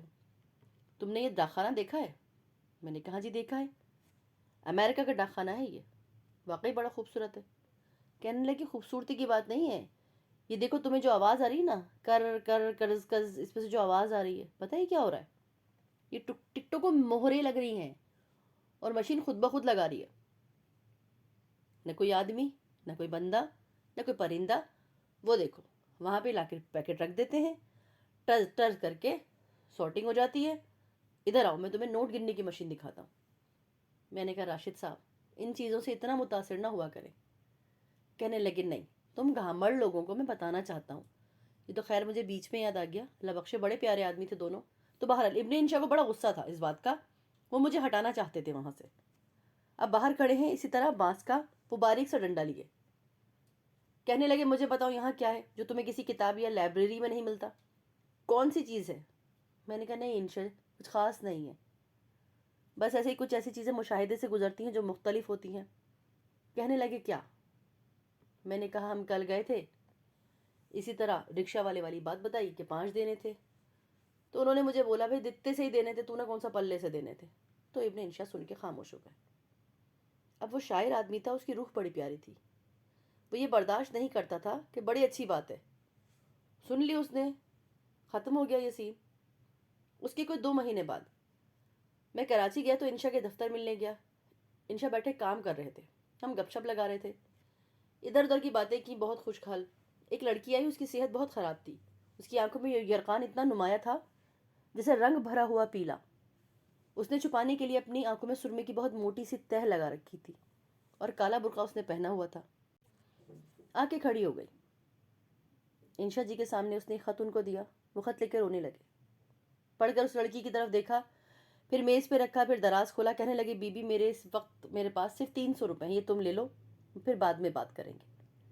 کہنے لگی بڑی مہربانی. وہ عجیب سی بیچاری ڈری ڈری سہمی سہمی گھبرائی گھبرائی بڑی مہربانی لے کے وہ چلی گئی. جب وہ چلی گئی تو میں نے انشا سے کہا انشا یہ کون تھی؟ کہنے لگا پتہ نہیں. میں نے کہا اور تجھ سے پیسے لینے آئی تھی اور تو نے 300 روپے دے دیے، تو اس کو جانتا بھی نہیں ہے؟ کہنا نہیں میں اتنا ہی جانتا ہوں، بس یہ خط ہے، اس میں لکھا تھا محترم انشا صاحب میں آپ کے کالم بڑے شوق سے پڑھتی ہوں اور میں بڑی خوش ہوتی ہوں. میں یہاں لیاری میں پرائمری اسکول میں ٹیچر ہوں، میری 130 روپے تنخواہ ہے. میں اور میرا بابا ایک کھولی میں رہتے ہیں جس کا کرایہ 160 روپے ہو گیا ہے. ہم وہ ادا نہیں کر سکتے. آج جو بندہ سامان اٹھا کے باہر پھینک رہا ہے. اگر آپ مجھے 160 روپے دے دیں تو میں آہستہ آہستہ 10 10 روپے کر کے اتار دوں گی. میں کراچی میں کسی اور کو نہیں جانتی سوائے آپ کے، اور وہ بھی آپ کے کالم کی وجہ سے. میں نے کہا وہ بے وقوف آدمی، اس نے تجھ سے 160 روپے مانگے، تو نے 300 دے دیے. کہنے لگا میں نے بھی تو دتوں میں سے دیا، میں نے کون سا پلے میں سے دیا. اس کو یہ بات سمجھ میں آ گئی تھی، یہ نصیبوں کی بات تھی، میری سمجھ میں نہیں آئی. میں جو بڑے دھیان سے جاتا تھا، ڈکٹیشن لیتا تھا، کوشش کرتا تھا جاننے کی. میں نے کہا یہ فقرہ تو میں نے کہیں سنا ہے. کہنے لگے میں نے کچھ کالم لکھے تھے، یہ ان کا معاوضہ تھا، یہ 300 روپے میرے پاس ایسے ہی پڑے تھے، میں نے دے دیے. تو کوئی 8 مہینے بعد میری پھر اس سے ملاقات ہوئی. لاہور آیا تو کہنے لگا کہ وہ جو فلسفہ تیرے بابا کا ہے نا، بڑا ہی خوفناک اور بہت ہی بڑا ہے، اس میں سے تو آدمی نکل ہی نہیں سکتا. میں نے کہا کیوں، کیا ہو گیا؟ کہنے لگا میں نے اس لڑکی کو 300 روپے دیے، میری تو جان عذاب میں پڑ گئی. میں ٹوکیو ایک میٹنگ اٹینڈ کرنے گیا، وہاں مجھے یونیسکو کی طرف سے خط آیا کہ جی تمہارا $1000 ہمارے پاس پڑا ہے، وہ بتاؤ کہاں بھیجیں. میں نے جواب میں لکھا میں چونکہ سرکاری ملازم ہوں اور سرکاری حیثیت سے آپ کی خدمت میں حاضر ہوا تھا، اسی لیے میری گورنمنٹ نے میرا سارا TADA مجھے دے دیا ہے. انہوں نے کہا اس کا اس سے تو کوئی تعلق نہیں ہے، یہ ہماری طرف سے پارٹیسپینٹ کو تحفے میں دی گئی رقم ہے. میں نے فوراً خط لکھا، بولا ہاتھ نہ لگانا، اس کو وہیں رکھنا. اس زمانے میں یہی حالات تھے ڈالر کے جو آج کل چل رہے ہیں. میں نے کہا میں وہاں آ کے لے لوں گا. اس کی کیفیت ایسے ہوئی کہ 1 سال کے اندر اندر پیسوں کی یورش ہو گئی. ایسی جگہ سے آنے شروع ہوئے کہ اس نے سوچا نہیں تھا. 2 سال تک اس کی کیفیت یہی رہی. پھر وہ ڈنڈا لے کے میرے گھر آیا، یہ لڑائی کرنے کے تو نے تو مجھے بڑی ہی لانتی بات بتا دی. میں اتنا تنگ آ گیا ہوں، اتنا پیسہ میرے پاس آ رہا ہے، میں بھرتا ہی نہیں، میں نے تو دینا ہی بند کر دیا. اب خدا نہ کرے میرے سامنے کوئی تڑپ تڑپ کے مر جائے. میں نہیں دیتا بھائی، یہ تو عذاب ہے. جتنا دیتے جاؤ اتنا آتے جاتے ہیں، جتنا دے دو اتنا آتے ہیں. واٹ از دس؟ میں نے کہا اس علم کا تو مجھے بھی نہیں پتا، میں بھی ابھی پوچھ رہا ہوں اور سیکھ رہا ہوں کہ یہ کیسے ہوتا ہے. تو میں نے یہ بات زندگی میں عجیب و غریب دیکھی ہے کہ آپ دیتے ہیں تو وہ لوٹ کے آپ کے پاس آتا ہے. یہ صدائے باز گشت ہے جو کہ لوٹ کے واپس آتی ہے. آدمی سوچتا ہے یہ 70 روپے تھے، اس میں سے میں نے 30 روپے دے بھی دیے، تو کیا ہی بات ہے. ابھی تھیسس لکھنی ہے، PhD کرنی ہے، بعد میں خرچ کرنے ہوں گے، کہاں سے آئیں گے. حالانکہ یہ بات اس طرح نہیں ہوتی. اللہ کا نا عجیب و غریب سسٹم ہے.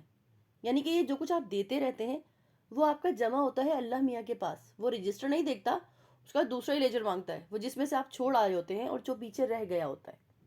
مجھے یاد آیا حضرت مجدد الف ثانی، وہ بہت ہی سخت اور اصولی بزرگ تھے، لیکن ایک بات میں ان کی کبھی نہیں بھولتا. انہوں نے فرمایا جو شخص تجھ سے مانگتا ہے اس کو دے. کیا تیری انا کے لیے یہ کافی نہیں ہے کہ کسی نے اپنا دستے سوال تیرے آگے دراز کیا ہے؟ بڑے آدمی کی کیا بات ہے.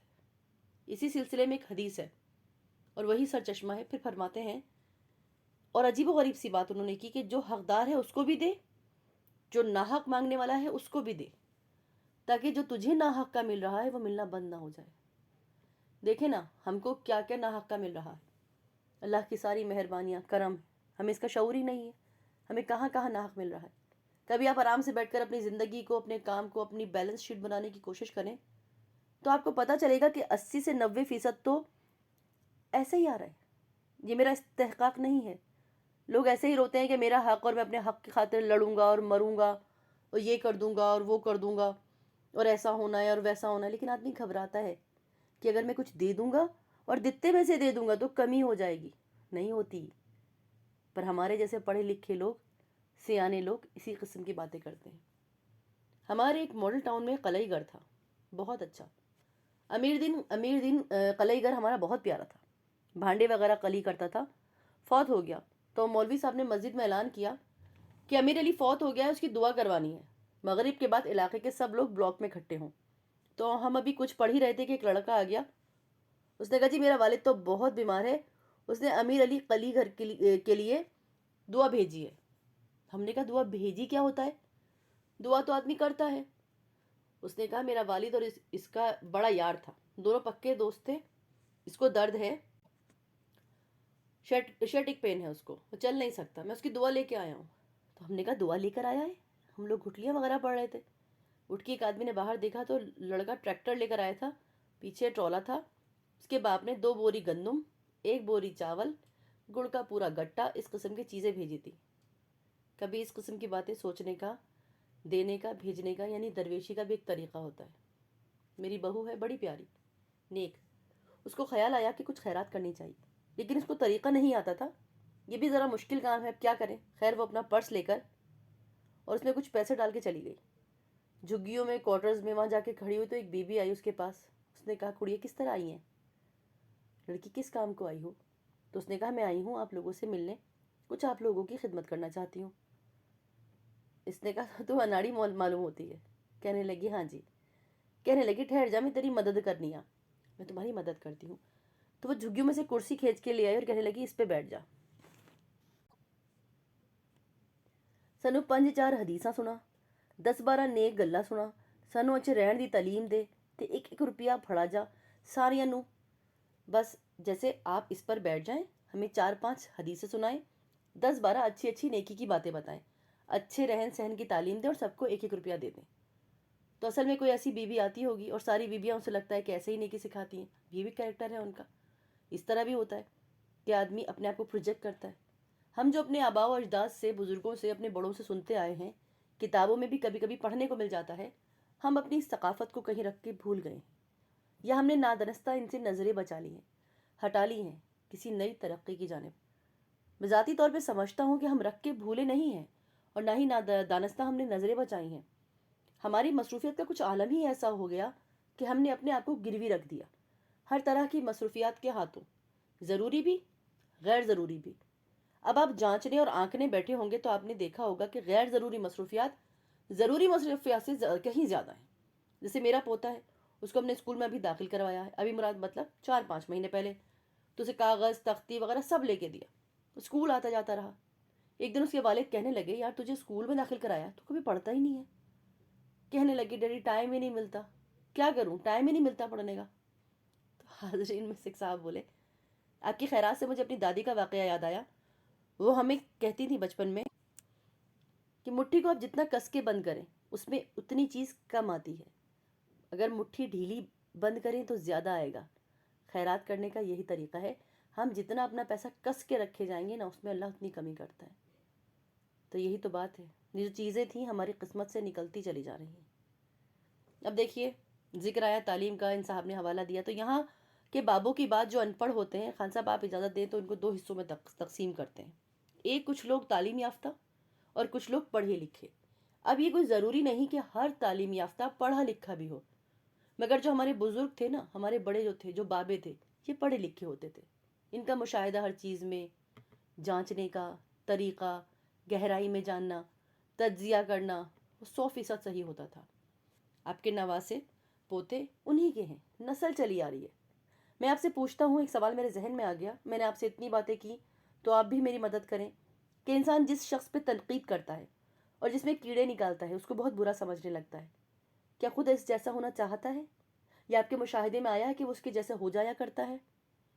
ہاں یہی بات اگر آپ نگاہ ڈالیں اور دیکھیں، آپ کا کوئی سیاست دان ہے جو آپ کی وزیر داخلہ پہ تنقید کر رہا ہے، پھر آپ دیکھتے ہو وہ پلٹ کر خود ہوم منسٹری میں آ جاتا ہے نا عجیب سی بات؟